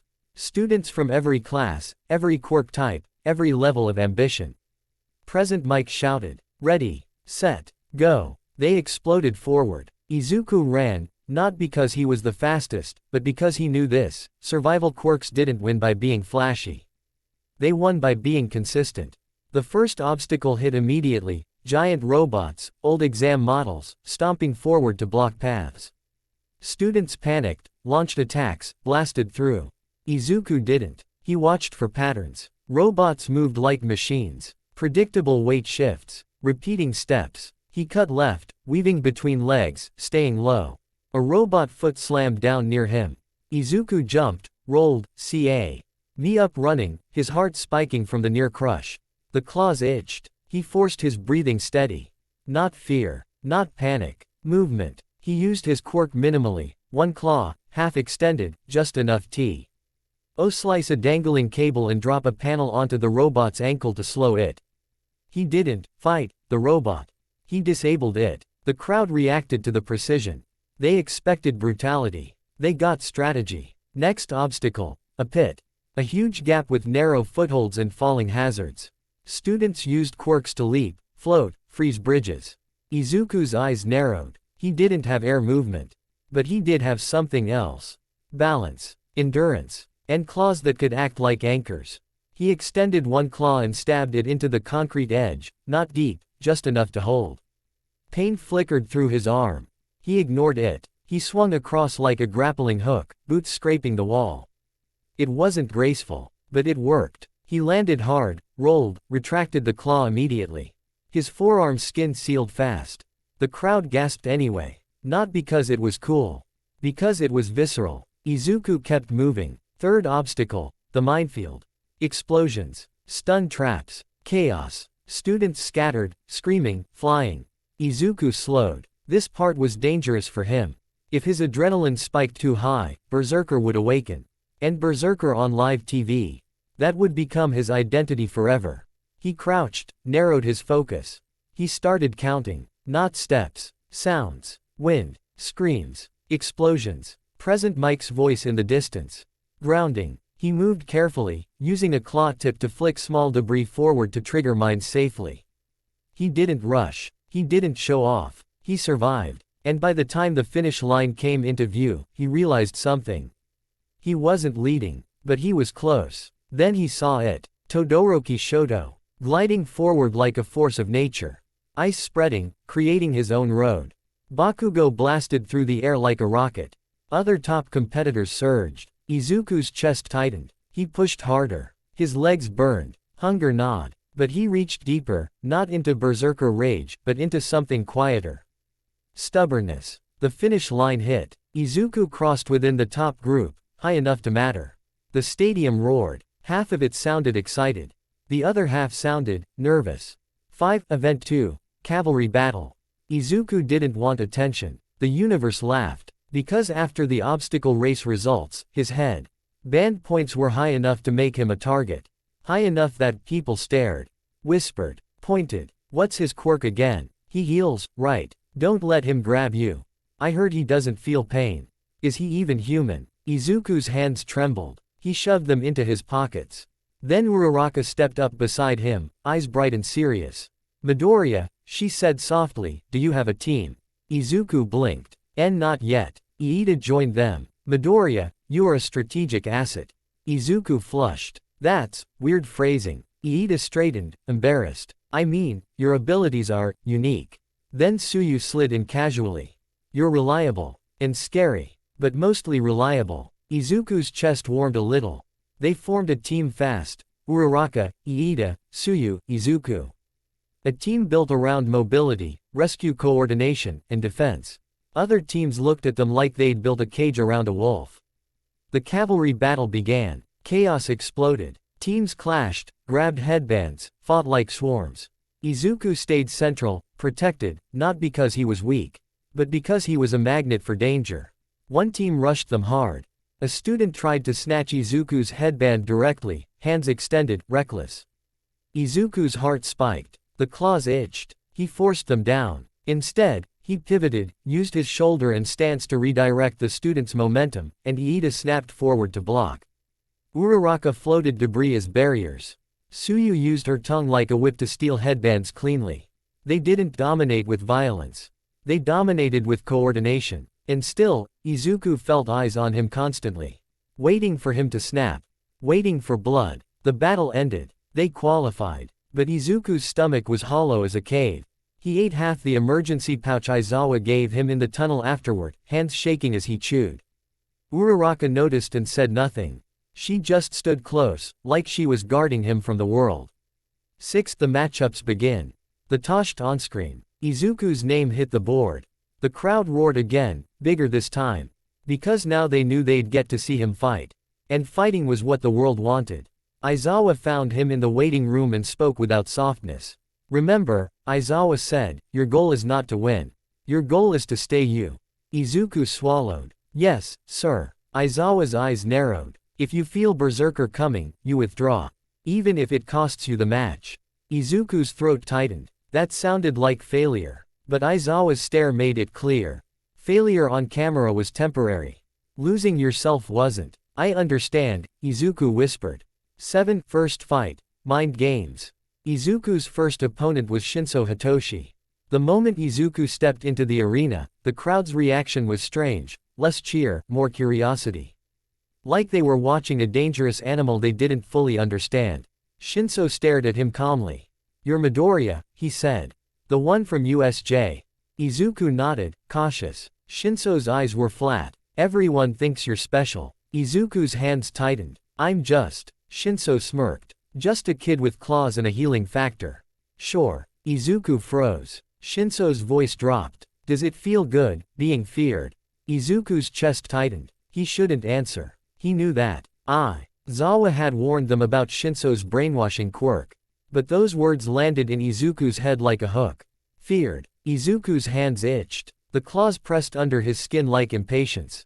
Shinso leaned forward slightly. Tell me something, Midoriya. Izuku's breath trembled. Shinso smiled. When you fight, do you ever want to go too far? The rough voice inside Izuku whispered, amused. He's smart. Izuku's jaw clenched. He forced his mouth shut. Shinso's smile faded a fraction. What, cat got your tongue? The crowd laughed. Izuku felt humiliation rise like heat. His claws itched. He inhaled sharply. One mistake, and he'd answer. And he'd be brainwashed. Izuku dug his nails into his palms. Pain. Small. Controlled. Grounding. He didn't speak. Instead, he moved. Izuku rushed. Fast. Low. Not wild. Shinso stepped back, surprised at the silent response. Izuku slid in close, used a sweeping leg hook to unbalance him, something Aizawa drilled, non-lethal takedowns. Shinso stumbled. Izuku didn't slash. He didn't even summon claws. He grabbed Shinso's sleeve and used momentum to throw him toward the boundary line. Shinso caught himself, barely. Then Izuku did something smarter. He stopped. He waited. Shinso blinked. What? Izuku pointed at the line silently. Shinso's eyes narrowed, and in that second, Shinso's own frustration took the bait. He stepped forward to re-engage. Izuku pivoted, shoulder checked, and guided Shinso's step past the boundary with minimal force. The buzzer sounded. Winner, Midoriya. The crowd went quiet, then roared. Not because of violence. Because Izuku won without giving them blood. Shinso stared at him as he stepped out, expression conflicted. You didn't bite, Shinso muttered. Izuku's voice was hoarse. I'm trying not to. Shinso's eyes flicked to Izuku's hands. Careful. People like us, the world decides what we are before we do. Izuku didn't know what to say. So he bowed slightly and left. 8-second fight. Ice and fire. Eventually, the bracket brought him to Todoroki. And when Todoroki stepped into the arena, the air changed. This wasn't a kid competing. This was a future top hero walking like he already knew it. Todoroki looked at Izuku once, calm. You're the one they keep calling feral.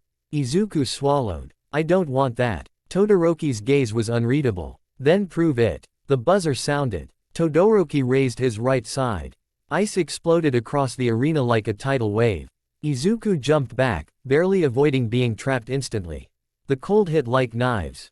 Izuku's breath turned white. His heart spiked. The claws itched. The instinct screamed, cut your way out. But ice wasn't flesh. You couldn't intimidate it. You couldn't out-heal, freezing.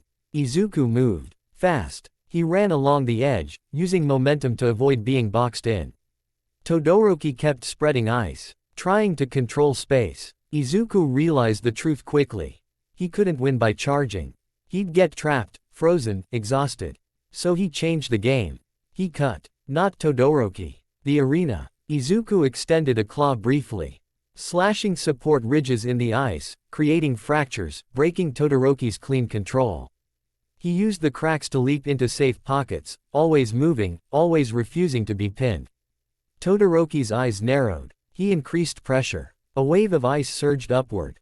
Izuku got clipped, thrown, slammed into the ground. Pain burst through his ribs. His body started healing instantly. But the hunger slammed into him like a warning.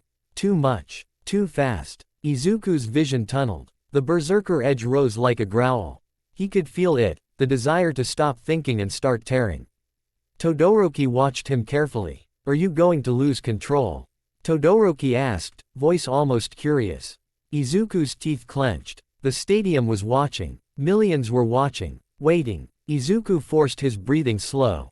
1, 2, 3. He stood up. His ribs finished knitting. His hands shook. But his eyes were clear. I won't, Izuku rasped. Todoroki's gaze tightened. Then Todoroki did something unexpected. He stopped using ice. His left side flared. Heat rolled out, melting the frost. Flames rose, sudden and wild. The crowd screamed in shock. Endeavor, watching from the stands, leaned forward slightly, eyes intense. Izuku felt the heat hit him like a wall. His instinct screamed again, fire was danger in the purest form. Healing couldn't solve being cooked. It could only delay dying. But Todoroki's fire also changed the battlefield. The ice melted into steam. Visibility dropped. The air became wet, hot, choking. Izuku coughed, eyes stinging. Todoroki pushed forward, fire surging in controlled bursts. Izuku retreated, mind racing. He couldn't outpower Todoroki. So he had to outlast him. He watched Todoroki's breathing, watched the micro-hesitation when Todoroki switched sides. Todoroki's control wasn't perfect. It was forced. Todoroki fought like someone battling himself. Izuku moved in and out, never fully committing, striking only the terrain and Todoroki's stance. He used a claw to slice the edge of Todoroki's uniform, not skin, forcing Todoroki to react defensively. He used his shoulder to bump Todoroki's balance. He forced Todoroki to think instead of just unleash. And slowly, Todoroki's breathing got rougher. His temperature regulation faltered. Steam hissed. The crowd watched, confused. Where was the violence? Where was the blood? What they got was something else. A boy refusing to become what they feared. Finally, Todoroki stepped back, chest heaving, frost forming unevenly on his skin. He looked at Izuku, really looked. "You're fighting like you're holding something back," Todoroki said. Izuku's voice came out raw. "I am." Todoroki's eyes narrowed. "Why?" Izuku swallowed. Because for 1 second, he wanted to say it. "Because there's a monster in me and I'm scared of it." Instead he said the version a hero could say. "Because saving people means staying human." Todoroki went still. Then his expression shifted, something in him cracked open. He exhaled. And for the first time, Todoroki's fire didn't look like a weapon. It looked like a choice. He surged forward with one final combined blast, ice to trap, fire to force Izuku back. Izuku had one moment. He could slash through. He could go berserk. He could win. He looked up at the screens. At the crowd. At the future. And he chose something else. He took the blast's edge, let it knock him toward the boundary. And used his claws once, not to cut Todoroki, but to dig into the ground and stop himself from flying out. The arena floor shredded under the claws. Izuku held. And then Izuku released, rolled, and shoved Todoroki's footing off balance with a low sweep. Todoroki stumbled, and stepped out of bounds by half a foot. The buzzer blared. Winner, Midoriya. The stadium erupted. Not clean cheers. Not simple. A mix. Some people screamed in excitement. Others stared like they didn't know what to do with a hero who fought like this. Todoroki stood at the boundary, breathing hard. He looked at Izuku, eyes intense. "You didn't try to hurt me," Todoroki said quietly. Izuku's throat tightened. "I didn't want to." Todoroki stared for a long second, then nodded once. "Thank you," he said, so softly the crowd couldn't hear it. Izuku blinked, stunned. Then Todoroki turned and walked away. Up in the stands, Endeavor's expression was unreadable. But his eyes stayed on Izuku longer than they should have. 9th The World Decides a Story. That night, the headlines came. Some called him the unkillable hero student. Others called him the feral threat in UA. And in dark corners of the underworld, other eyes watched. A man with cracked glass patience and a long memory listened to reports, watched the clips, replayed the moment Izuku's claws dug into concrete like anchors. He didn't care about applause. He cared about what Izuku represented. A hero who couldn't be broken the usual way. A wildcard that ruined careful plans. And for the first time in a long time, the man smiled. Not with joy, with interest. "He's learning control," the voice said. A pause. "So we'll teach him despair." After the sports festival, the world started talking about Izuku Midoriya like he was a concept instead of a person. Not a student. Not a kid. A headline. A debate. A fear. Outside the gates of UA High School, reporters waited like vultures. Online, strangers argued over clips of Bone Wit. E-claws digging into concrete and wounds sealing too fast to look real. Some called him inspiring. Some called him a warning. Izuku tried not to read it. He failed, sometimes, late at night, scrolling until his stomach turned. Until his hands itched, until the rough voice in his head laughed softly like it had seen this kind of attention before. "They don't love heroes," the voice whispered. "They love stories." Izuku shut his phone off so hard it nearly cracked. He didn't want to be a story. He wanted to be a hero. But being a hero meant dealing with what came next. Internships. Agencies sent offers. Some were polite. Some were too enthusiastic. Some used language that made Izuku feel like he was reading about a weapon instead of a student. Aizawa didn't even pretend to be subtle about his opinion. Shota Aizawa dropped a stack of papers on Izuku's desk with a dull thud. "Most of these are garbage," he said. Izuku blinked. "Sensei. Aizawa's eyes narrowed. They want your quirk. They don't want you. Izuku's throat tightened. Aizawa leaned closer, voice low enough to be private even in a noisy classroom. Pick someone who can teach you restraint. Someone who won't worship your reincarnation or push you to tank damage for views. Izuku nodded hard. Yes, sir. Aizawa straightened. And before you ask, no, I'm not taking you. Izuku froze. Oh, I wasn't. You were, Aizawa said flatly. Then, after a pause, he added, I'm too close to your triggers. You'll start depending on erasure as a safety net instead of building your own control. Izuku swallowed. Aizawa looked away like he hated caring. You need someone who'll treat you like a normal kid who happens to heal, not an immortal. He walked off. Izuku stared at the papers, feeling the familiar pull of anxiety. Then his phone buzzed. A message. From a number he didn't recognize. Come to the rooftop after class, All Might.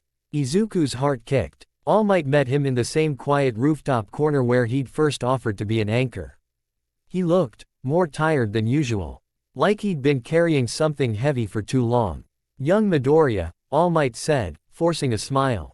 You've been improving. Izuku bowed quickly. I'm trying, sir. All Might nodded once. Then his gaze sharpened. I'm going to recommend someone for your internship, he said. Izuku's breath caught. Who? All Might's expression turned serious in a way that made Izuku sit up straighter. Gran Torino. Izuku blinked. The small old man who yelled at you in that one video.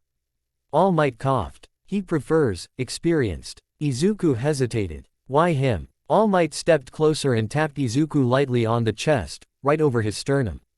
Because your quirk makes you think you can endure everything, All Might said quietly. And Torino will beat that idea out of you.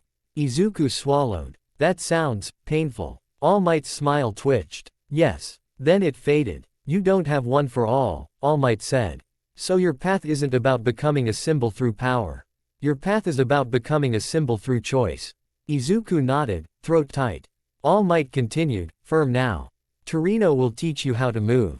How to win without relying on healing. How to survive without becoming reckless. Izuku's hands clenched. Okay. All Might's eyes softened slightly. And Izuku, if you ever feel like you're slipping, if the instincts start steering, you call me. Izuku nodded hard. Yes, sir. The wind lifted All Might's cape slightly, and for a second the rooftop felt like a crossroads. Izuku didn't know it yet. But this decision would save his life. Torino's training was not kind. Gran Torino greeted Izuku by kicking him. Not hard enough to break anything. Just hard enough to knock him on his back before he could fully bow. Izuku hit the ground with an oof. Blinking up at a tiny old man with sharp eyes and the posture of someone who had never once apologized for existing. You're the Claw Kid, Torino said, staring down at him. You look smaller on TV. Izuku sat up quickly, flustered.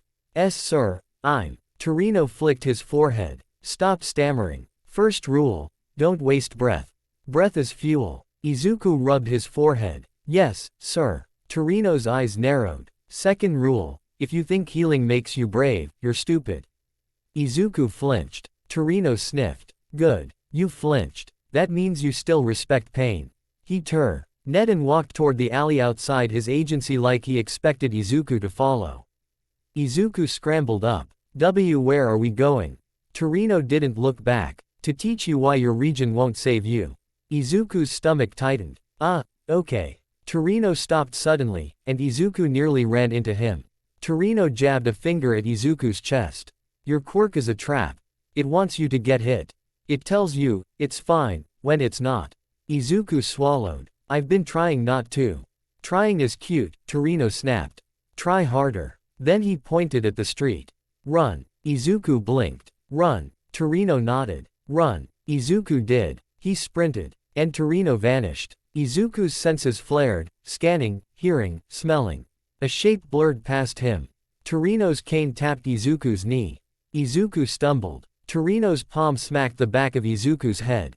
Izuku caught himself, barely. What was that? Izuku yelped. Torino was already behind him again.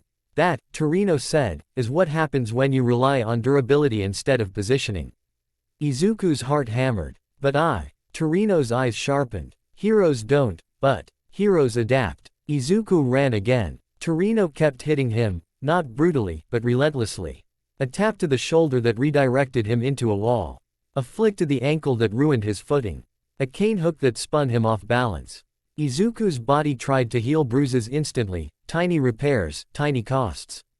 The hunger built. The frustration built. The instinct built. His arms itched. His vision narrowed. His jaw clenched. Zaylee, like he was waiting for a switch to flip. Izuku felt the berserker state prowling at the edge of his mind, eager and hot. He wanted to slash the air just to make space. He wanted. Torino stepped into his path and spoke calmly, like dropping a pebble into boiling water. Go ahead. Izuku froze. Torino's eyes were cold. Lose control. Show me what the animal does.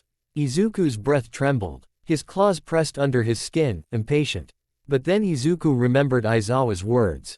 Stay you. He forced his hands open. Forced his breathing slow. He pulled a jerky strip from his emergency pouch with shaking fingers and ate it mid-stare, jaw working stubbornly. Torino blinked. Then he snorted. Huh. Izuku swallowed hard. I'm not going to. Torino stared for a long moment. Then he smiled, small, sharp. Good, he said. Because the real world doesn't care how scary you are. It cares whether you can stop yourself. That night, Torino gave him his third rule. Your healing is a backup. Your brain is the weapon. Izuku wrote it down like scripture. Hosu was a city that smelled like smoke. The internships shifted fast. Rumors spread about a serial killer who targeted heroes. A villain who didn't rob banks or build armies. A villain who judged. He was called a symbol by the wrong people. Hero killer Stain. When Torino told Izuku they were going to Hosu for patrol work, Izuku's stomach tightened. Not fear. Not exactly. Something colder. The rough voice in his head murmured like it remembered that name. Even if Izuku didn't. That one's not a thief, it whispered. That one's a believer. Izuku hated how much that sentence scared him. Because believers were harder than monsters. Monsters could be defeated. Believers kept coming back. The night Hosu burned with chaos, Izuku smelled the blood before he saw it. His senses weren't just strong. They were unfair samati. Mies, like the world was too loud and too detailed. He caught it on the wind between sirens. Iron, sweat, rage, and underneath it, a familiar scent. Classmate. Fear. Izuku's heart slammed into his ribs. He sprinted down an alley without thinking. Torino shouted something behind him, probably a warning, but Izuku was already moving. He turned a corner, and saw Tenya Iida on the ground, trembling, eyes wide with panic and fury. And standing over him, hero killer Stain. Stain didn't look like a flashy villain. He looked like a man who'd been sharpened by hatred. Bandages. Scars. A blade in each hand. Eyes that didn't blink like normal eyes. Stain tilted his head slightly, noticing Izuku instantly. Ah, Stain said softly. The feral child. Izuku's hands clenched. He didn't summon claws yet. He stepped forward, voice tight. Get away from him. Stain smiled, thin, humorless. You smell like applause. Izuku's stomach twisted. Stain's gaze dropped to Iida. This one came for revenge. Iida shook, teeth clenched. Shut up. Stain's blade flicked. A shallow cut across Iida's arm. Iida gasped. Stain leaned down, tongue flicking out to taste the blood. Izuku's blood ran cold. Iida's body went rigid. His limbs locked. He toppled sideways like his strings were cut, eyes wide and helpless. Izuku's chest tightened with panic. That's your quirk, Izuku said, voice hoarse. Stain's eyes gleamed. You're smarter than you look. Izuku's heartbeat spiked. Paralysis. Healing couldn't fix paralysis if it wasn't a wound. Torino's rule flashed in his head. Your brain is the weapon. Izuku moved. He lunged in, forcing the distance closed before Stain could play games. Claws erupted mid-step. Pain flashed. SHNK. Izuku slashed, not at Stain's chest, not at his throat. At Stain's blades. Metal screamed as claws met steel. Sparks flashed. Stain twisted back with inhuman speed, sliding away like liquid, blades still in hand but knocked offline. He laughed quietly. Good. You know where to cut. Izuku's breath came heavy. He kept his stance low, knees bent, weight centered. Torino's footwork drills snapped into place. Don't stand still. Don't tank. Don't trade hits. Stain circled. Tell me, Stain said, voice calm and sick. Do you think you're a hero because you can't die? Izuku's claws trembled. He forced them steady. I'm a hero because I choose not to hurt people who don't need to be hurt.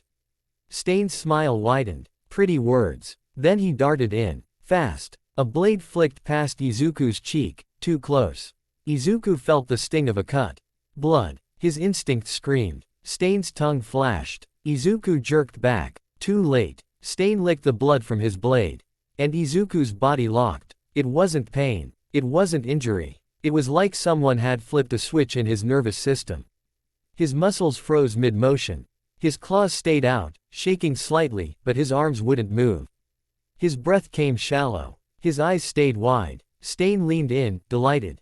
Oh, Stain murmured. So you can be stopped. Izuku's mind raced. Region did nothing. His wounds sealed, sure, but his body remained a statue. So this is what it feels like, to be helpless.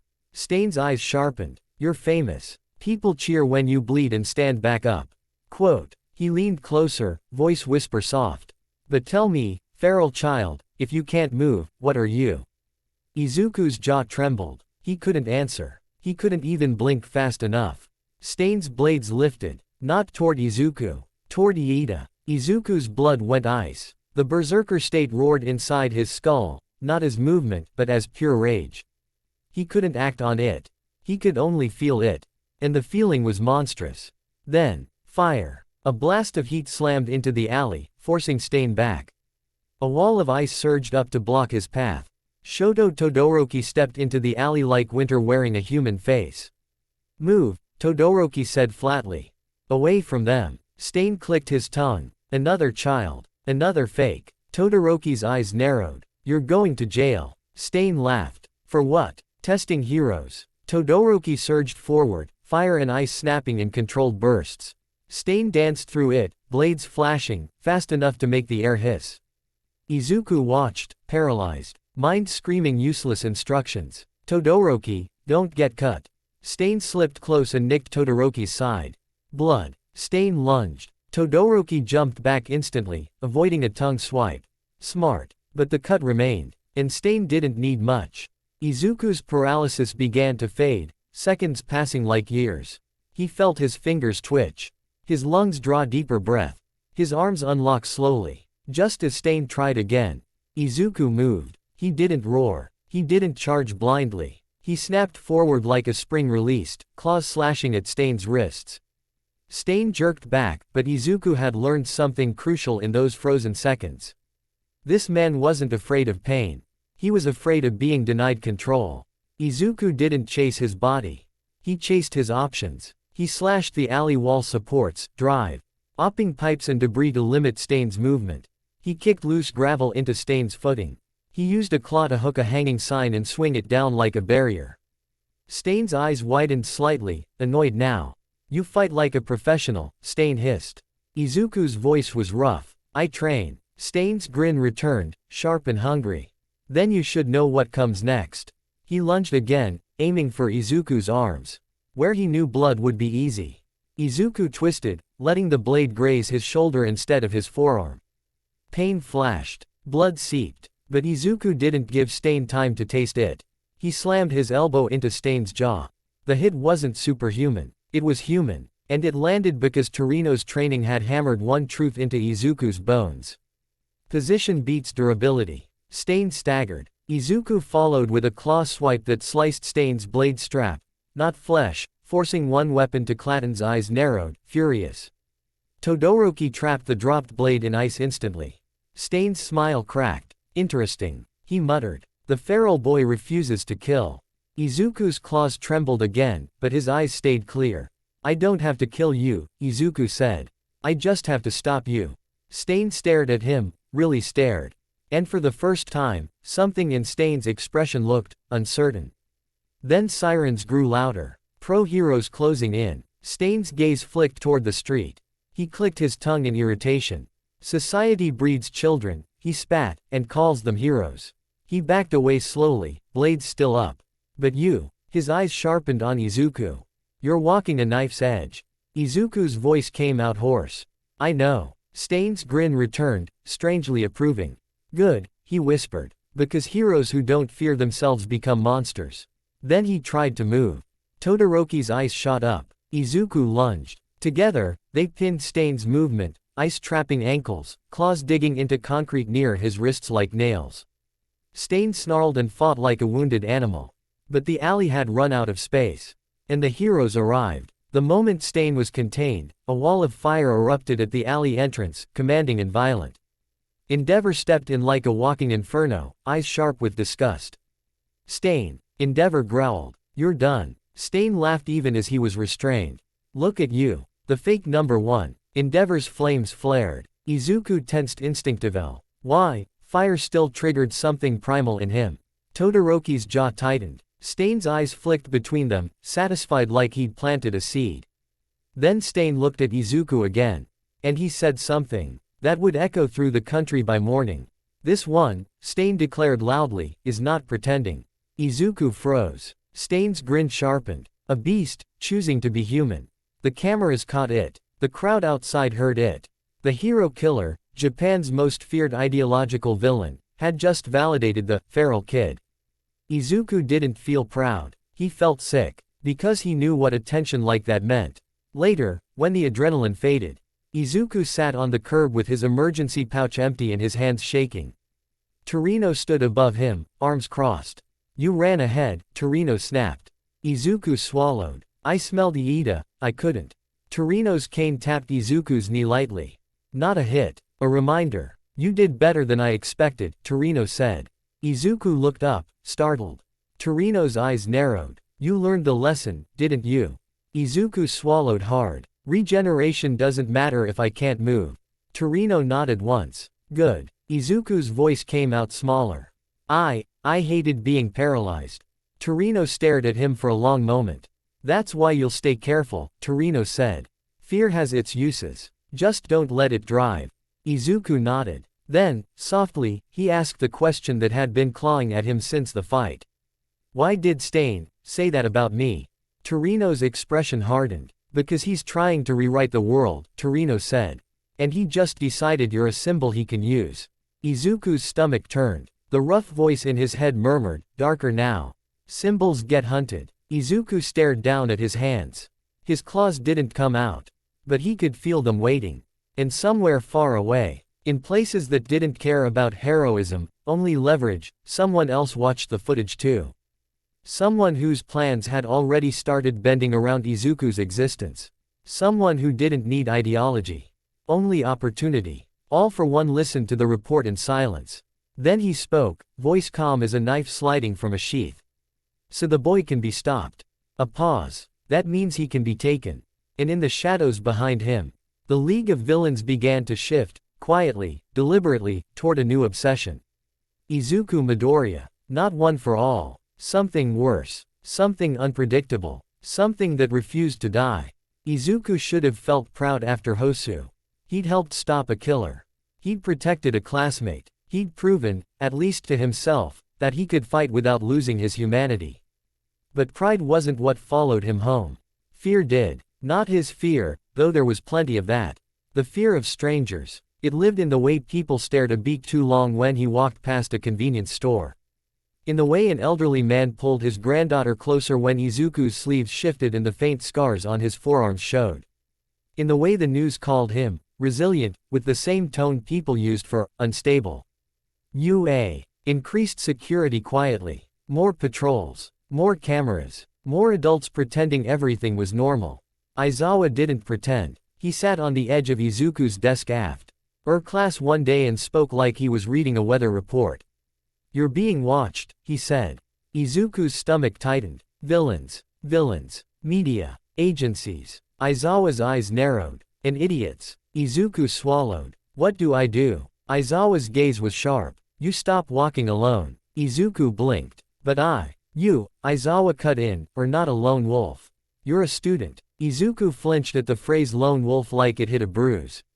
Aizawa continued, calmer but no softer. Your quirk makes you think you can take risks.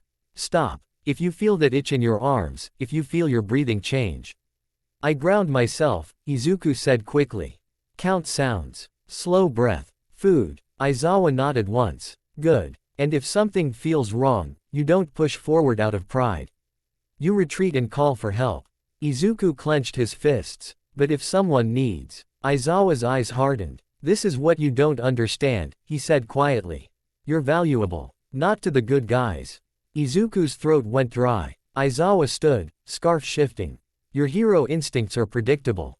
Villains love predictable. He walked away. Izuku sat there staring at his hands.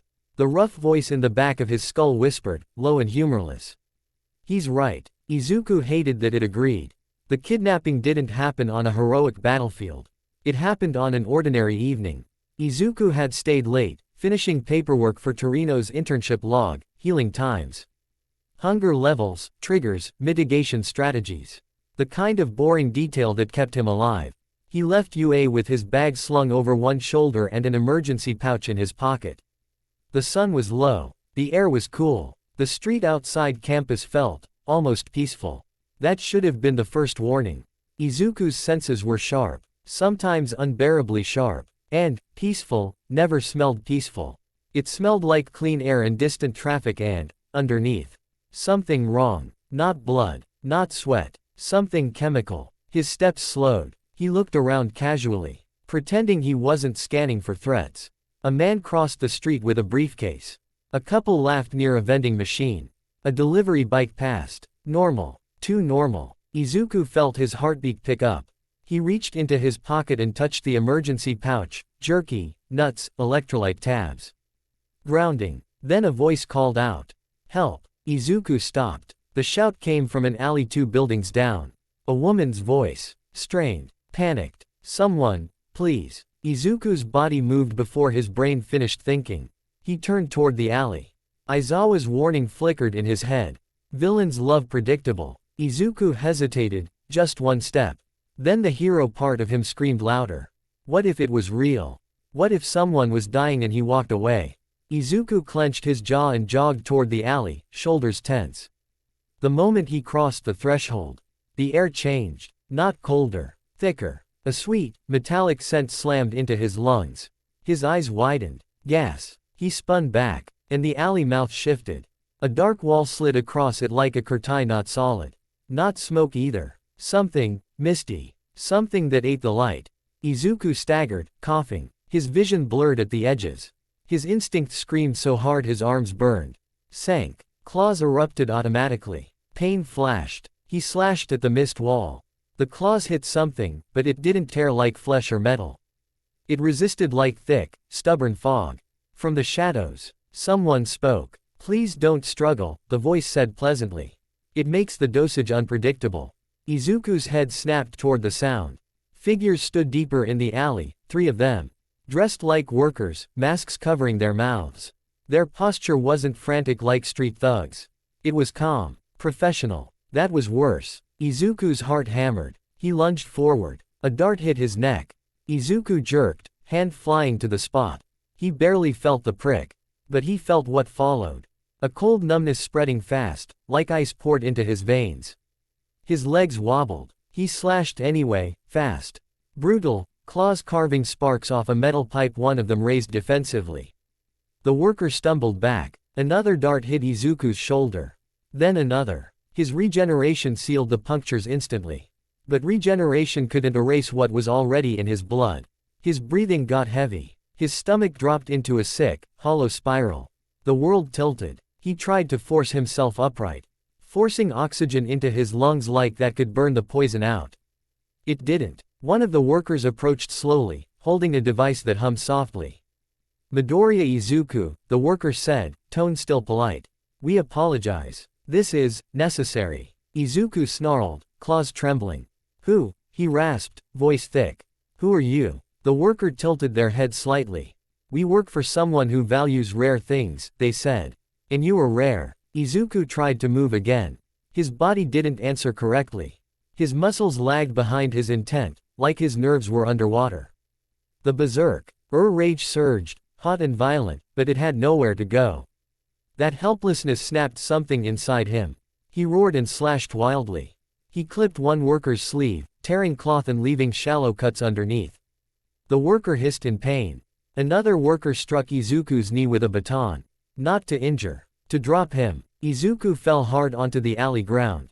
His claws scraped concrete. His arms shook. The mist wall at the alley mouth thickened.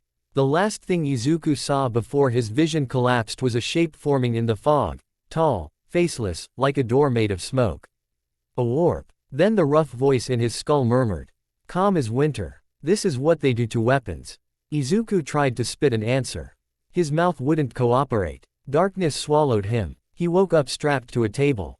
Cold metal beneath his back. Bright white lights above him that made his eyes ache.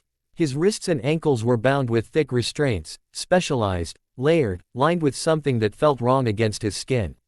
His claws didn't respond. He tried to flex his hands. Nothing. For a second, panic clenched his lungs. Then he realized what it was. His arms felt heavy. Like they were asleep confirms. Sedation. He forced his breathing slow. Shallow, trying not to spike adrenaline. He turned his head slightly.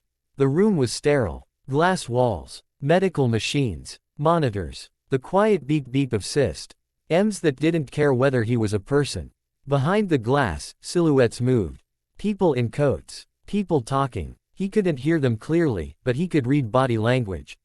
They weren't afraid. They were excited. A door opened with a hiss. A man entered, older, posture careful, gloved hands clasped behind his back. His face was partly hidden by shadow and a mask, but his eyes were visible. Sharp. Interested. Like he was looking at a specimen. Good, the man said softly. You're awake. Izuku tried to speak. His throat was dry. He managed a rasp. Where am I? The man ignored the question like it wasn't important. You're fascinating, he said. Do you know how rare true regenerative quirk factors are? Izuku's eyes narrowed. I'm not human. The man finished pleasantly. Of course you are. That's the tragedy. Izuku's heart hammered. The man stepped closer and adjusted a monitor as if Izuku was a chart. Your regeneration is efficient, the man mused. But it costs you energy. Hunger. Fatigue. Hormone spikes. Adrenal responses. Izuku's stomach twisted. He knew this. But hearing it spoken like a recipe made his skin crawl. The man leaned in slightly. And the blades, he continued. Bone growth extruded through the skin.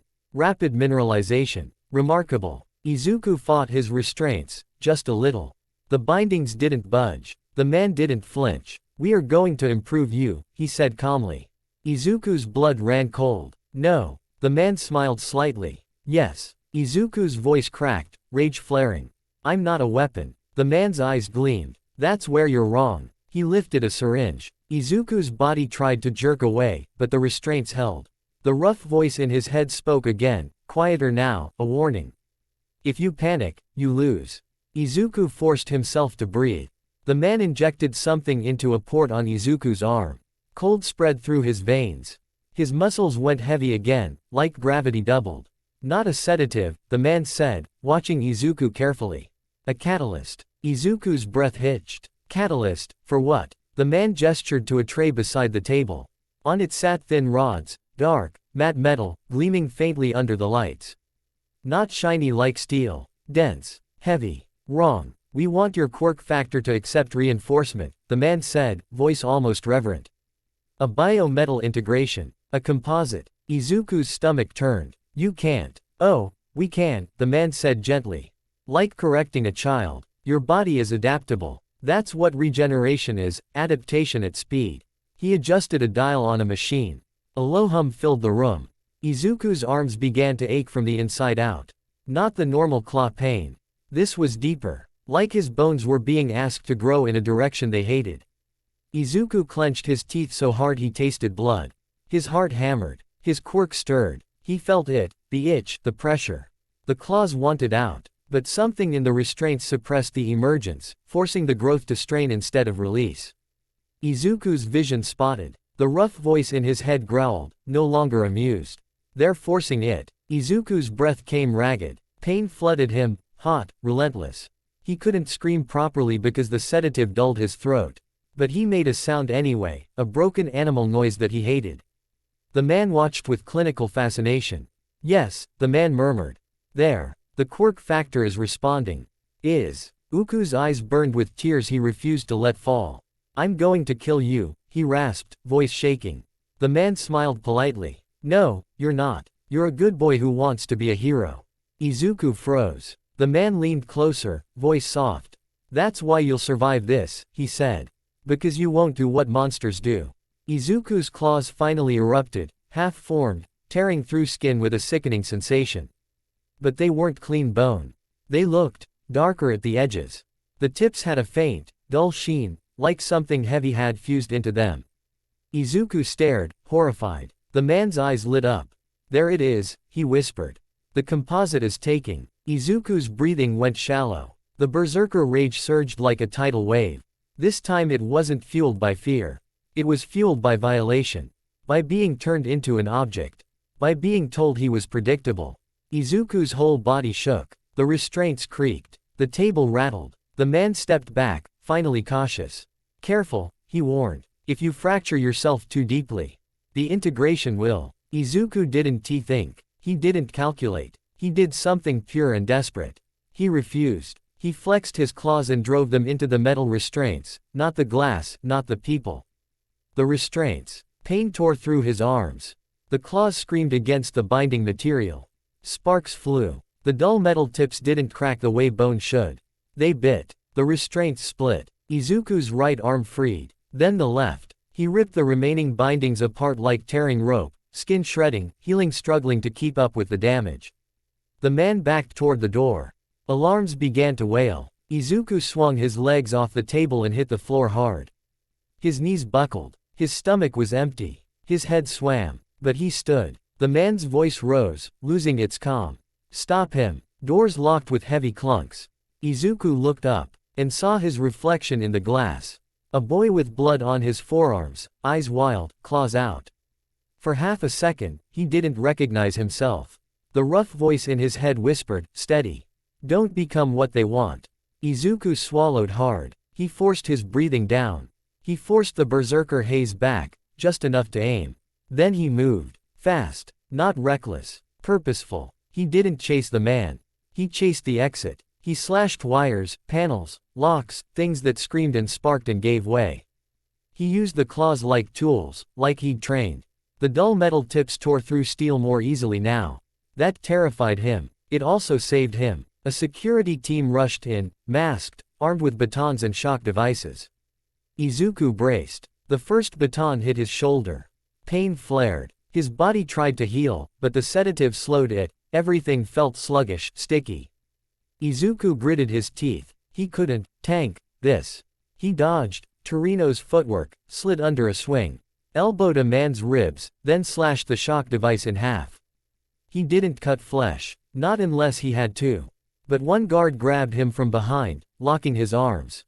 Izuku's instincts roared. He felt teeth. He felt war. He felt the easy solution rising. Cut. Tear. End it. Izuku's whole body shook. Then he heard a new sound. A distant crash. A familiar scarf snap. A voice like exhaustion sharpened into anger. Midoriya. Izuku's head snapped toward the corridor. Aizawa was there. Eyes glowing red. Scarf moving like a living weapon. And behind him, All Might, not smiling, not performing, moving like a storm with a human shape. The guard holding Izuku went stiff, startled. Aizawa's gaze locked onto the guard. The guard's quirk, whatever enhancement he carried, stuttered out. All Might crossed the distance in a blur and struck the guard's arm with precision, not to destroy, but to separate. The guard fell away. Izuku staggered, breathing hard. Aizawa's eyes flicked to Izuku's claws. He saw the dull metal sheen instantly. His jaw tightened. All Might's gaze landed on Izuku's forearms, the half-healed wounds, the trauma-ridden imposture. His expression cracked. Not anger. Something heavier. Regret. They did this, All Might said, voice low. Izuku swallowed. I stopped them. Aizawa's voice was flat, but there was something tight underneath it. You didn't stop them, he said. You survived them. Quote. All Might stepped closer, eyes intense. Can you walk? Izuku nodded, then nearly fell. All Might caught him before he hit the floor. Izuku hated how much he needed that support. All Might didn't let him apologize. Focus, All Might said. We get out. They escaped the facility as it tore itself apart behind them. Sirens, smoke, locked doors forced open, shadowy workers fleeing like rats. Outside, cold night air hit Izuku's face like a slap. He sucked it in like it was the first clean breath he'd had in years. He leaned against a wall, shaking. Aizawa's stood in front of him like a barrier between him and the world. All Might knelt beside him, voice softer. "I'm sorry," he said. Izuku blinked, confused. "Why are you?" "Because I should have seen this coming," All Might said, jaw clenched. "I should have protected you better." Izuku swallowed hard. The rough voice in his head was quiet now. Not amused. Not angry. Just tired. Izuku stared down at his hands. His claws slid out slowly, controlled. They emerged with less jaggedness than before. He stared at them. They were still bone at the base, but the outer layer. Dull. Dense. Dark. Like metal that didn't shine. Like something that belonged in a nightmare lab. Izuku's throat tightened. "Am I changing?" he whispered. Aizawa's eyes narrowed. They forced an adaptation. All Might's voice was heavy. "They tried to make you into a product." Izuku clenched his fists, claws retracting with a painful grind now, like the new coating didn't slide smoothly. He winced. His forearms healed slower than usual. The sedative still lingered. The hunger roared quietly behind his ribs like an engine starving for fuel. Izuku's voice came out raw. "I wanted to kill them," he admitted.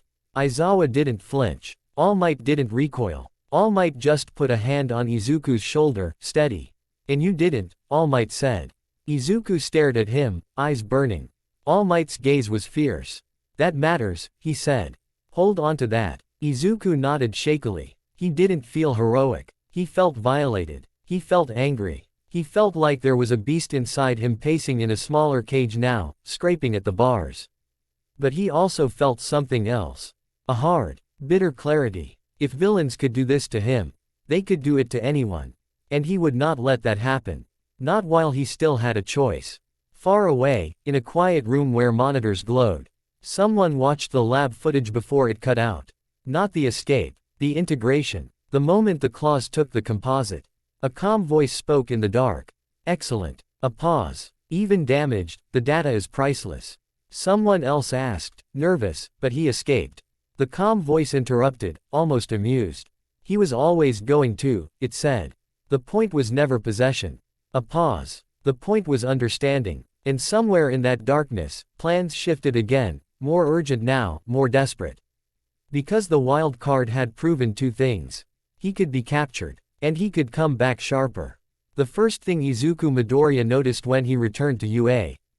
High school wasn't the whispers. It wasn't the way the hallways seemed to quiet half a second earlier than usual. Like people were subconsciously bracing for something sharp and unpredictable to walk past. It wasn't even the fact that his sleeves felt tighter around his forearms now, like his own skin had become unfamiliar. It was the sound his claws made. Not when they came out. When they went back in. A faint grinding, like stone dragged across metal, and pain that wasn't clean. Pain that lingered. Pain that made his jaw clench so hard his mouthguard became a constant companion. He sat in a sterile office with recovery girl staring at his arms like they were a math problem the universe had written in blood. "You've got foreign integration," she said bluntly, tapping the dull sheen on the outer layer of his claws with a gloved finger. "Not natural for your quirk's original development." Izuku swallowed. "Can you remove it?" Recovery girl's eyes narrowed. "I'm a nurse, not a miracle worker. And removing it would mean cutting it out." His stomach twisted. She leaned closer, voice low and strict. "They forced your body to adapt. It accepted the adaptation because that's what it does, survive. Now you have to live with the consequences." Izuku stared at the floor. Consequences. That word followed him everywhere now. It tasted like cold metal and helplessness. Shota Aizawa didn't give him a comforting speech. He gave him rules. They met in an empty training room after school, the lights dim. The air quiet enough that Izuku could hear his own breathing. Aizawa stood with arms crossed. "You're not going to pretend you'd anyway." "I'm." Aizawa's stare made the lie die in Izuku's throat. Izuku exhaled. "I'm not fine." "Good," Aizawa said. "Because, fine, gets people killed." He tossed Izuku a small item, a thin wristband with a sensor. Then another. And another. "What are these?" Izuku asked, blinking. "Monitors," Aizawa said. "Heart rate, temperature, oxygen saturation. You spike too hard, your phone and mine both alert." Izuku's stomach tightened. "So you'll So I'll show up, Aizawa finished flatly. Before you turn into a headline. Izuku's fingers curled around the monitor, shaking slightly. Aizawa's voice didn't soften, but it lowered, private, almost grudging. Not getting punished for being targeted, he said. You're getting supported so you don't get taken again. Izuku nodded hard, throat too tight to speak. Aizawa gestured at Izuku's arms. Show me. Izuku swallowed, then let the claws slide out slowly. SHNK. The bone base emerged clean, but the outer composite made them look heavier, duller, like the light didn't know how to reflect off them. Aizawa's eyes narrowed. Retract. Izuku focused. The claws started to slide in. And that faint grind happened again. Pain shot through his forearms, sharp enough to make him hiss. He forced them in anyway. His skin closed fast, but not as fast as before. Aizawa watched carefully. Slower. Izuku nodded. It sticks. I know, Aizawa said. That's why we're training control, not spectacle. He walked to a rack and tossed Izuku padded gloves with reinforced backs. Wear these in class. You'll avoid accidental triggers and you'll stop slicing desks when you flinch. Izuku's cheeks burned. I didn't. Aizawa's deadpan stare said you will. Izuku put the gloves on. Aizawa pointed at the floor. Now show me your warning signs. Izuku swallowed. Jaw clenching. Tunnel vision. Hands curling. Breathing gets. Aizawa cut in. And Izuku hesitated, then admitted softly, I start hearing too much. Like the world gets loud. Aizawa nodded once. Good. That's your alarm. When it happens, you step back. You refuel. You breathe. You do not keep pushing. Izuku nodded again, harder. Then Aizawa said the thing that mattered most, quietly, like he didn't want anyone else to hear it. You don't get to be alone anymore. Izuku blinked fast, and stared down at his gloves so nobody could see the heat in his eyes. The class tried to be normal around him. It didn't work perfectly, but it mattered that they tried. Shoto Todoroki didn't stare like he was afraid. He stared like he was thinking. You smell different, Todoroki said one day, as casually as he'd comment on weather. Izuku froze. What? Hospital, Todoroki clarified. Expression neutral. Chemicals. Izuku swallowed. Yeah. Todoroki nodded once. If you need help, say it. Then he walked away like he'd just offered him a pen, not a lifeline. Izuku stood there feeling strangely steadier. Across the room, Katsuki Bakugo looked at Izuku like the world had committed a personal offense. He didn't say, welcome back. He didn't say, are you okay? He said, quietly, like a threat he didn't know how to take back. Don't you dare die before I beat you. Izuku stared at him, shocked. Bakugo looked away first, jaw tight. Izuku didn't know what to do with that. So he did the only thing he could. He kept living. The announcement for the training camp came like a hammer. A week in the mountains, Aizawa told them. Intensive training. Limited contact with outside world. Increased security. Someone groaned. Someone cheered. Someone panicked. Izuku felt his stomach drop. The last time he'd been separated from normal support systems, he'd ended up strapped to a table. Aizawa's gaze landed on him like a pin. You're coming, Aizawa said, voice flat. And you're not disappearing this time. Izuku nodded, throat tight. He didn't trust himself not to hear chains in every quiet room. But he did trust one thing. Aizawa wouldn't let him be taken easily. And if villains came, they'd meet a teacher who didn't blink. The forest SM. Eld like pine and wet earth and cold wind. It should have been calming. For Izuku, it felt like a place where predators could hide and never be found. He forced himself not to spiral. He kept his emergency pouch in his pocket. He kept snacks in his bag. He kept the heart monitor on his wrist. He kept breathing. The camp instructors pushed them hard. Combat drills, rescue scenarios, stamina conditioning. Izuku's training had a new focus. Win without bleeding. Because every time he healed, the hunger got worse. Every time he healed, his instincts got louder. And the new composite layer on his claws made everything feel heavier. Sharper. More final. So he learned to fight with less. Shoulder checks. Sweeps. Throws. Disabling strikes. Claws used like tools, cutting a strap, slicing a weapon, PPing a panel, never skin unless there was no other choice. Somewhere in that discipline, he felt himself coming back into his own body. Not the body the lab wanted. His body. On the third night, it happened. Izuku woke up before the alarm. Not because of sound. Because of smell. Sweet metal. Chemical. Wrong. His eyes opened instantly. His heart monitor beeped softly as his pulse spiked. Across the cabin, someone shifted in sleep. Izuku sat up slowly, breath quiet. The rough voice in the back of his skull was awake too, low as winter. "They're here." Izuku's hands clenched. The claws pressed under his skin like impatient knives. He forced them down. Control. Confirm. Don't panic. He slid off the futon and moved to the window. Outside, the forest was dark.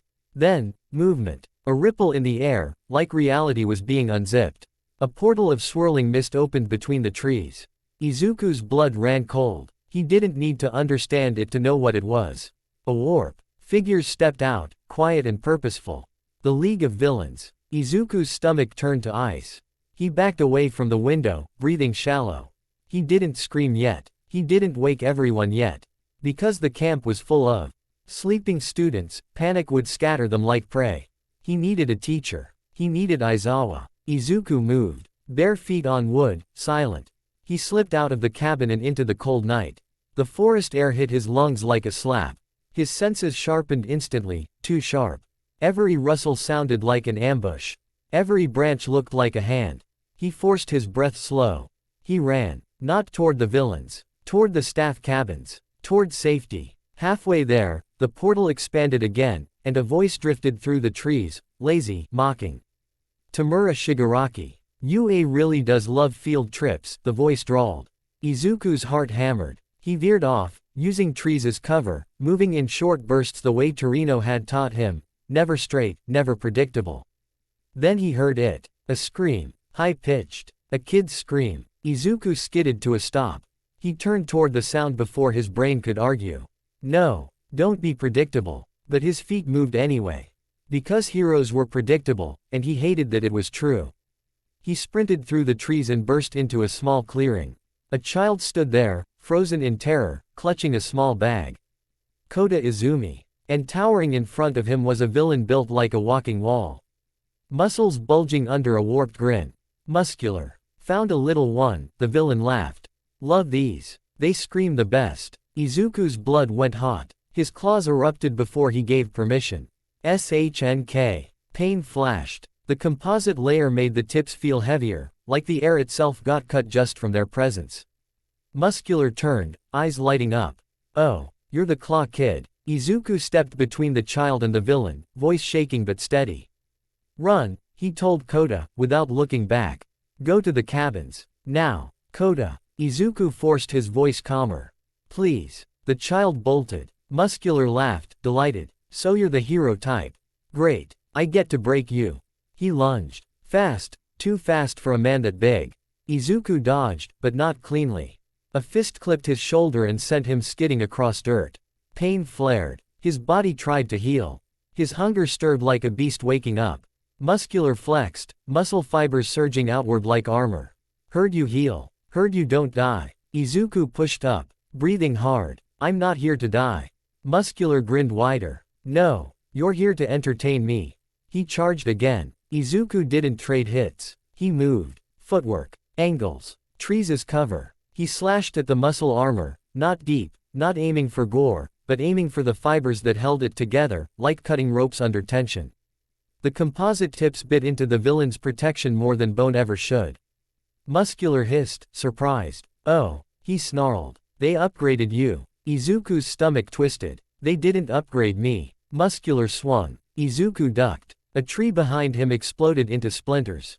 Izuku's heart monitor beeped again, warning, warning, warning. His vision narrowed. The world got loud. The berserker edge rose like a growl. Muscular laughed, sensing it. "There it is. That look. That animal look." Izuku's claws trembled. For a split second, it would have been so easy to give in.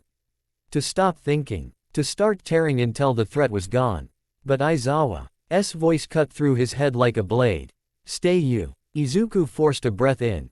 Then out. Then another. He didn't stop fighting. He just stopped letting rage drive. Muscular slammed into him again. Izuku.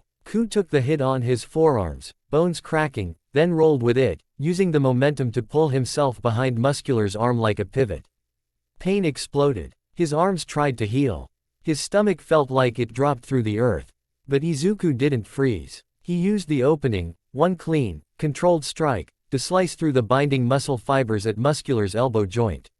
Not the skin, not the artery, the structure. Muscular roared as his armored arm destabilized, the muscle mass shifting wrong.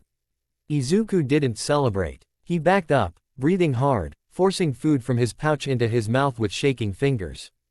It tasted like dirt and survival. Muscular stared, almost offended. "You're eating during a fight." Izuku swallowed, voice hoarse. "Yeah." Then he lunged. Not at Muscular's chest. At the ground. He slashed a tree root, fast, precise, then shoved his shoulder into the trunk with everything he had. The half-cut root gave way. The tree tilted. Muscular turned. Too late. The trunk crashed down between them like a barrier, throwing up dirt and leaves. Izuku used the moment to move, circling, repositioning, forcing Muscular to smash through obstacles instead of smashing him. Muscular tore through the fallen tree with brute force, roaring. Izuku's body screamed at him to finish it the fast way. The brutal way. But Izuku knew his limits now. Healing wasn't free. Control wasn't optional. He saw Muscular's breathing get heavier. The villain was strong, but not infinite. Izuku waited for the right second, when Muscular overcommitted on a swing. Izuku slid under it, close enough to smell sweat and blood. Then he drove both claws down, into the ground right in front of Muscular's feet, like stakes. The claws bit deep into the earth, anchoring Izuku. Muscular blinked, confused, and Izuku kicked Muscular's weakened elbow joint from earlier with everything he had. The destabilized muscle armor shifted wrong again. Muscular's balance snapped. He stumbled. Izuku used that stumble to slam his shoulder into Muscular's center mass, pure technique, pure momentum, driving him backward into the remaining tree debris. Muscular hit hard, stunned for the first time. Izuku stood over him, chest heaving, claws raised. The world narrowed again. The berserker edge whispered, "End it." Izuku's hands shook. Muscular grinned through bloodied teeth. "Do it. Prove what you are." Izuku stared down at him. Then he retracted his claws, slowly, painfully, refusing the grind to become a decision. "I'm not what you want," Izuku whispered. And instead of killing, instead of maiming, he struck Muscular's jaw with a clean human punch, hard enough to knock him out, not hard enough to crush. Muscular went limp. Izuku stumbled back, shaking. His arms ached. His healing crawled instead of sprinted. His stomach felt hollow enough to echo. But he was still himself. He'd won without becoming the monster. Then the forest shook again. More warps. More screams. And through the trees, Izuku caught a glimpse of something that made his stomach drop lower than fear. A swirl of mist. A tall figure moving with calm precision, Kurogiri. And near him, struggling, furious, exploding small bursts of light. Bakugo. Izuku's heart clenched. He sprinted. Too late. A hand reached through the mist and grabbed Bakugo's collar. Bakugo's eyes flicked toward Izuku for a single, furious second. Not fear. Not pleading. Just rage that Izuku couldn't get there in time. Then the warp swallowed him. Izuku lunged, claws bursting out in panic, slashing at fog. Nothing. The portal snapped shut like a mouth closing. Izuku fell to his knees in the dirt. Breathing hard, shaking so badly his teeth clicked. He didn't know if it was cold.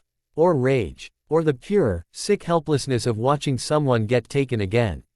Behind him, footsteps crunched through leaves. Aizawa's voice, tight, controlled, cut through the night. "Midoriya." Izuku looked up, eyes burning. Aizawa took one look at Muscular unconscious in the clearing, one look at Izuku's shaking hands. One look at the empty space where Bakugo had been. And his jaw tightened like a lock snapping shut. "This," Aizawa said quietly, "is going to turn into war."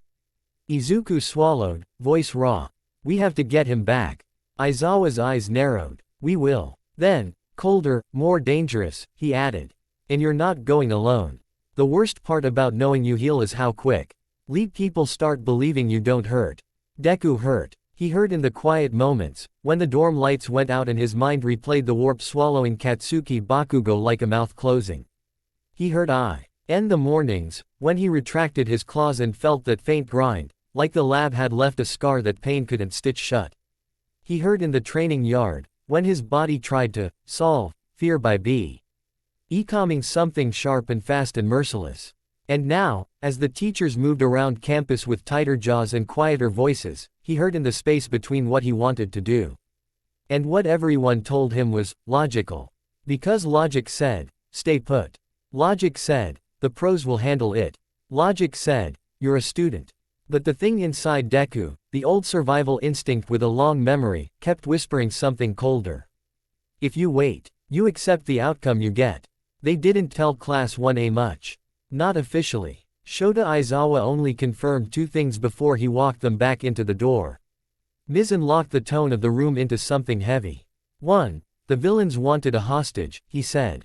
2. You are not going after him. Someone protested, angry, emotional, shaking. Aizawa didn't raise his voice. He didn't need to. The villains already tried to take Midoriya once, he said flatly, eyes flicking to Deku. And they succeeded. You think they'll hesitate to try again? Deku's stomach twisted. Aizawa continued. Your job is to train and survive. Leave the rescue to pros. That should have ended it. But later, when everyone was supposed to be asleep, Deku heard the quiet rustle of planning. Not loud. Not rebellious for fun. Desperate. In the common room, a small group sat close together like they were trying to build courage by proximity. Eijiro Kirishima had his fists clenched so tight his knuckles looked pale. He said, voice rough. That's not what a friend does. Momo Yaoyorozu stared at a map on her phone with a kind of focused fear. The pros are searching, she whispered. But we have a lead they don't. Deku's throat tightened. A lead. Yaoyorozu nodded, and her voice got quieter, guilty. The villain with the mist, when we fought at the camp, I tagged him. A tiny tracker. It's active. Deku felt his pulse spike. His wrist monitor gave a soft warning beep. He forced his breath slow. Where is it now? He asked. Yaoyorozu swallowed. A place in Kamino Ward. It's holding steady. Silence hit like a weight. Because everyone understood what that meant. A hideout. A chance. A risk. And the moment that risk existed, the hero part of Deku started moving before his brain could argue. Then a voice cut through his thoughts, calm, flat, familiar. You're going. Everyone froze. Aizawa stood in the doorway, scarf hanging loose, eyes half-lidded. Deku's blood ran cold. Sensei. Aizawa walked in and shut the door behind him. I told you not to go, he said. Kirishima flinched. Yaoyorozu looked like she wanted to sink into the floor. Aizawa street. ARED at them for a long moment, then exhaled like a man choosing between two disasters. You're not going alone, he repeated, and his eyes sharpened. And you're not going as heroes. Deku's breath caught. What? Aizawa's gaze pinned him first. Midoriya, your job is not to fight. Your job is not to bleed. Your job is to keep your head. Deku nodded, throat tight. Aizawa continued. If your monitor spikes, you retreat. No arguments. Quote. Then he looked at the group. If you go, Aizawa said, you go as bait. The room went still. Aizawa's voice stayed even. You think the league took Bakugo to recruit him? They didn't. Not really. Deku's skin crawled. Aizawa's eyes narrowed. They took him to move the board. To force reactions. To draw in the pros, especially All Might. Deku's stomach dropped. So, it's a trap. Aizawa's gaze turned colder. Yes. Kirishima swallowed. Then why? Because, Aizawa cut in, if we know where the trap is, we can choose where to stand when it springs. Deku felt his pulse climb again. The old voice inside him whispered, low and grim. This is what war looks like. They moved like thieves, not students. Civilian clothes, hoods, masks, phones off. Deku kept snacks in both pockets this time. Jerky, nuts, electrolyte gel. His hunger was a weapon villains could use against him if he let it. Every few minutes, he forced himself to swallow a bite even if he didn't want it. Fuel wasn't comfort. Fuel was control. Yaoyorozu led them by the tracker signal. Tenya Iida ran point, fast and disciplined, scanning streets. Ochako Uraraka stayed close, hands ready to make space if things went wrong. Shoto Todoroki watched rooftops with that calm, terrifying focus. Aizawa shadowed them like a silent consequence. Deku kept hearing it, too much sound, too many details. Senses sharpening until the world felt loud. He breathed. Count the sounds. Traffic. Distant siren. Footsteps. Wind. A dog barking far away. Ground. Move. Don't spiral. They found the building. An ordinary structure pretending to be ordinary in the way only villain hideouts did. Too quiet, too still, too carefully forgotten. The tracker said it was inside. Deku's heart hammered. Aizawa's voice was low. We do this fast. Kirishima swallowed. He's in there. Deku's claws pressed under his skin, impatient. He forced them down. Not yet. Not until it mattered. They moved up the alley and reached a side entrance. And then the air warped. A circular ripple, a familiar wrongness, opened behind them like a door in the world. Mist poured out. Kurogiri stepped through with unsettling calm. And behind him, deeper in the shadow of the mist, a voice spoke like cracked glass wrapped in silk.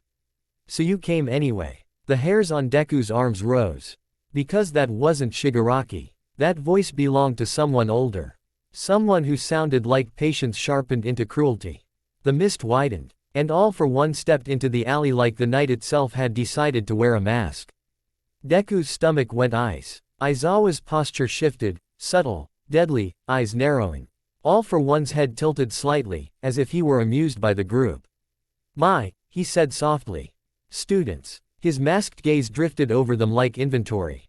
Then it stopped on Deku. Ah, he murmured. There you are. Deku's pulse spiked hard enough his wrist monitor beeped a warning. He forced his breath slow. All for one's voice remained gentle. Do you know how inconvenient you are? A body that refuses to break. A spirit that refuses to bend. Aizawa's scarf lifted slightly. Back away. All for one chuckled. Oh, Eraserhead. I was hoping you'd come too. Then, as if he were bored of conversation, All for One lifted a hand. The air in front of him compressed. A cannon blast of force slammed into the alley like a freight train. Aizawa's scarf snapped out, trying to pull the students back. Too late. The blast hit. Deku flew sideways, smashing into a wall. Pain detonated through his ribs. His body tried to heal instantly. And hunger slammed into him like a second impact. He choked, breath gone. His vision narrowed. The feral edge surged. No. He forced his eyes open wide. Forced air into his lungs. Forced himself to swallow the rage like poison. Across the alley, Todoroki skidded, ice forming under his feet to stop the slide. Uraraka barely kept her footing. Iida slammed into a railing and twisted, recovering fast. All for One spoke calmly.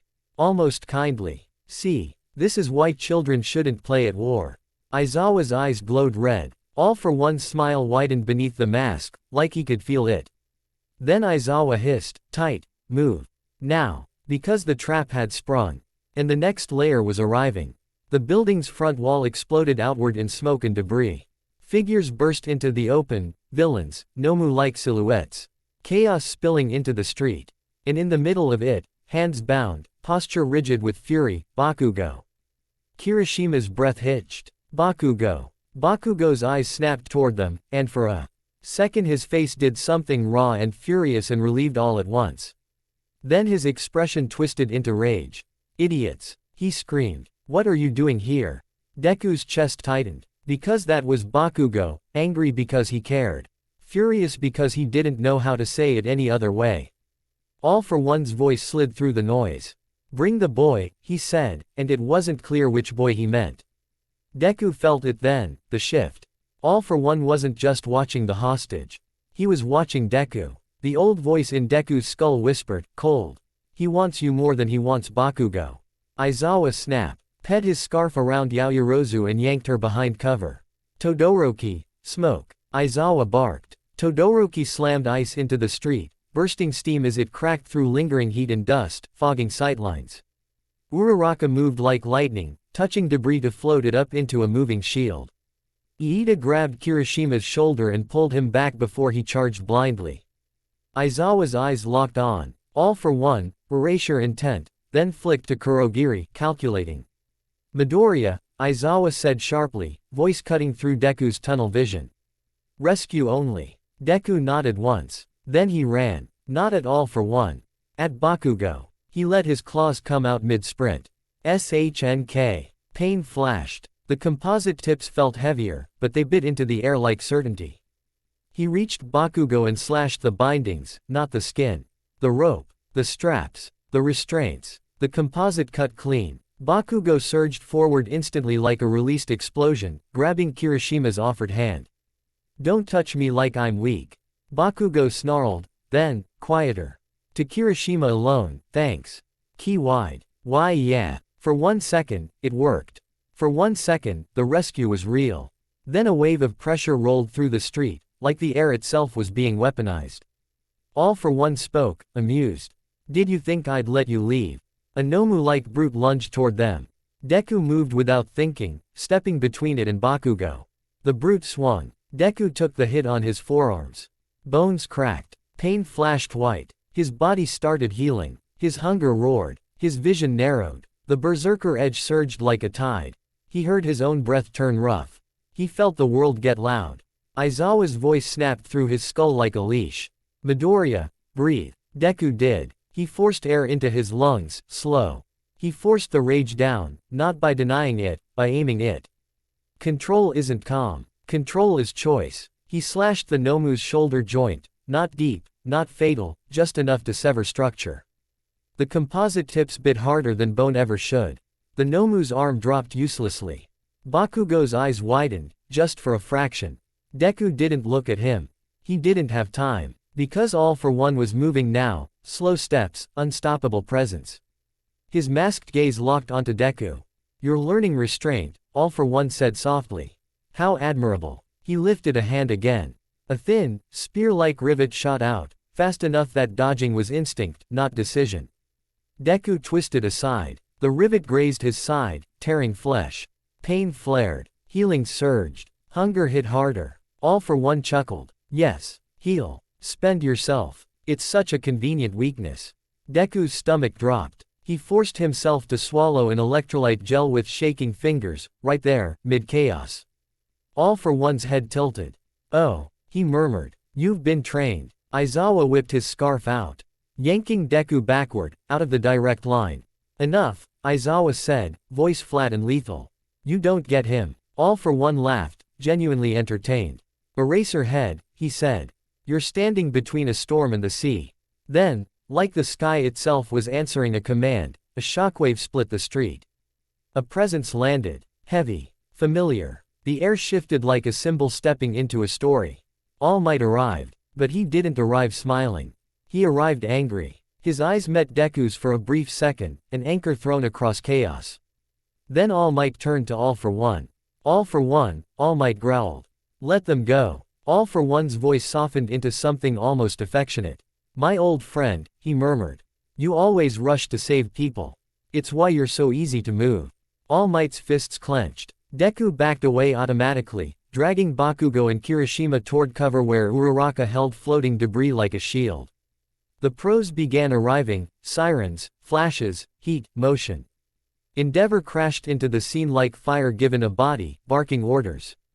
Gran Torino moved like a bullet, eyes sharp, voice snapping. And then a familiar capture scarf wrapped around Deku's shoulders. Tugging him farther back, Aizawa forcing distance like it was oxygen. "Stay out," Aizawa hissed. Deku's teeth clenched. "I can help." Aizawa's eyes narrowed. "You can be taken." Deku froze. Because Aizawa was right. All for One hadn't looked at the others like that. He'd looked at Deku like a solution. A resource. A prize. The battle between All Might and All for One wasn't a fight. It was a weather event. All Might moved like thunder. All for One answered like a hurricane. Buildings cracked. Air screamed. The street trembled under impacts that didn't feel human. Deku watched from cover, breathing hard. Forcing himself not to run in. He wanted to. Every heroic instinct screamed at him to jump between them. But he'd learned a brutal truth. Some fights didn't need another body. They needed another survivor. All for One's voice carried through the chaos, calm even as the world broke around him. "You've grown weaker," he said. "But you still try to carry it all." All Might roared and struck. The shockwave shattered nearby windows like glass rain. Deku's ears rang. All for One shifted, and suddenly his masked gaze flicked, briefly, toward Deku again.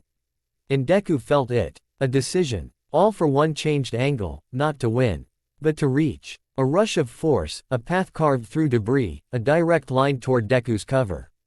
Deku's blood went cold. All for One was coming for him. Aizawa moved instantly, scarf snapping out to pull Deku back again. But All for One's presence pressed like gravity. He reached out. A gloved hand almost touched Deku's shoulder. Deku's claws erupted, automatic, panicked. SHNK. He slashed. The composite tip sparked against All for One's glove. The glove didn't tear cleanly. But it stopped the touch. All for One paused, amused. Oh, he murmured. So it's not just flesh. They reinforced you. Deku's heart hammered. If that hand touched him. If All for One stole his quirk. Would he still be Deku? Would he lose the healing? Would he lose the claws? Would he lose the only thing keeping the beast in check? All Might's voice thundered across the street.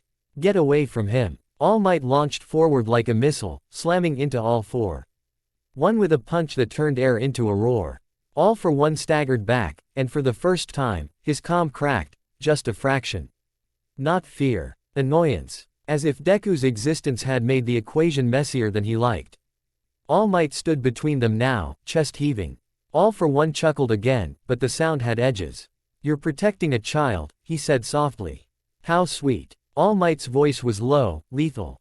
He's not yours. All for One tilted his head. We'll see, he whispered.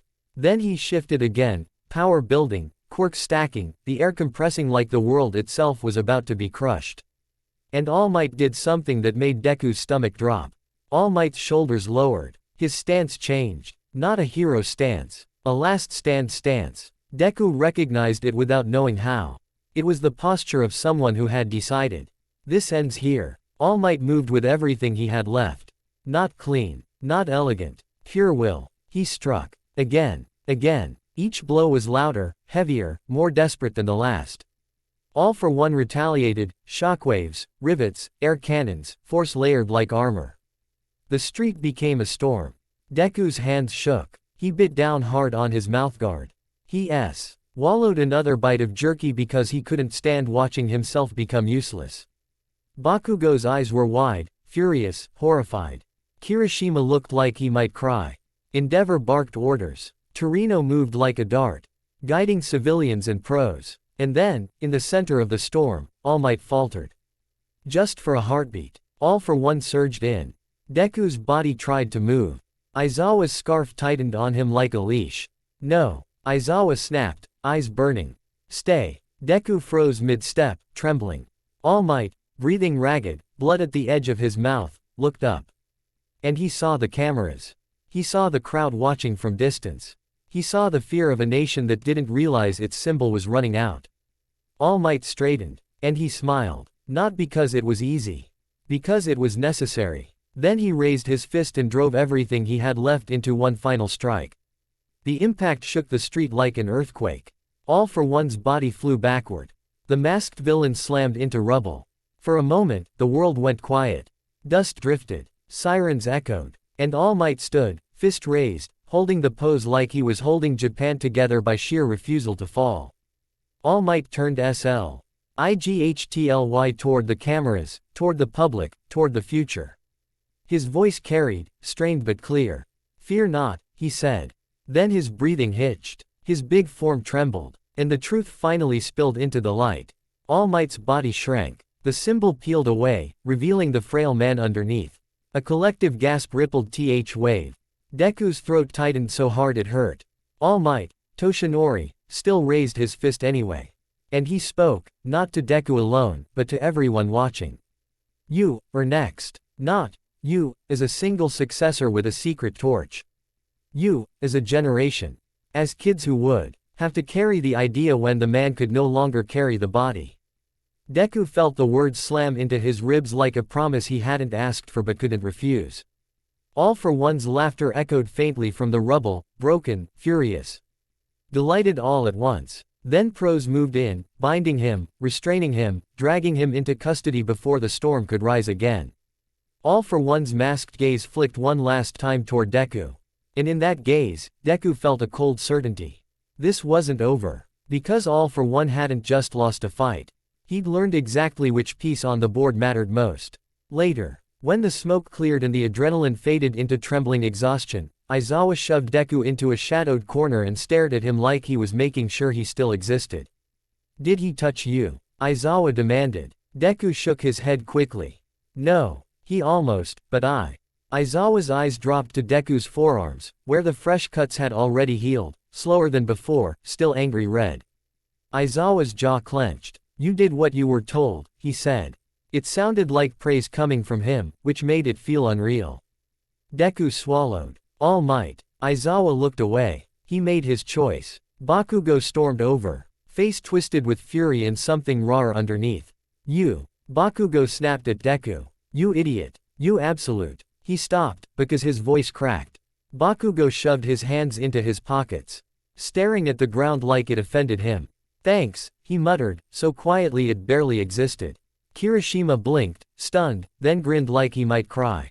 Deku's chest ached. He wanted to say 100 things. He said the only one that mattered.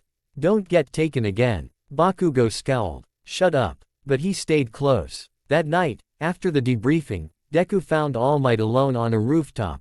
No cape, no show. Just wind and exhaustion. All Might looked smaller now. Not just physically. Like he'd finally set down something too heavy to carry. Deku stepped closer, throat tight. All Might. All Might smiled. Tired and real. Young man. Deku's hands clenched. I could've. All Might lifted a hand gently. No. Deku froze. All Might's gaze sharpened. You did what a hero does, Midoriya. Deku swallowed. I didn't fight him. All Might nodded. Exactly. Deku blinked. All Might's voice softened. You didn't chase glory. You didn't throw your life away. You rescued. You held your humanity when someone tried to turn you into a tool. Deku's eyes burned. All Might looked out over the city lights. All for One will come for you again, he said quietly. Not because he hates you. A pause. Because you're inconvenient. Deku's stomach tightened. All Might turned back to him, expression firm. So you become someone he can't use, All Might said. Someone he can't predict. Deku's claws itched under his skin, like they knew the future was sharpening too. He forced his breath slow. I will, he whispered. All Might smiled, small, fierce. Good, he said. Then let's begin. Then his gaze. Thanks for watching, guys. If you enjoyed this video, please leave a like, share, and subscribe, and don't forget to check out my Patreon too. Until then, take care, we'll see you in the next video.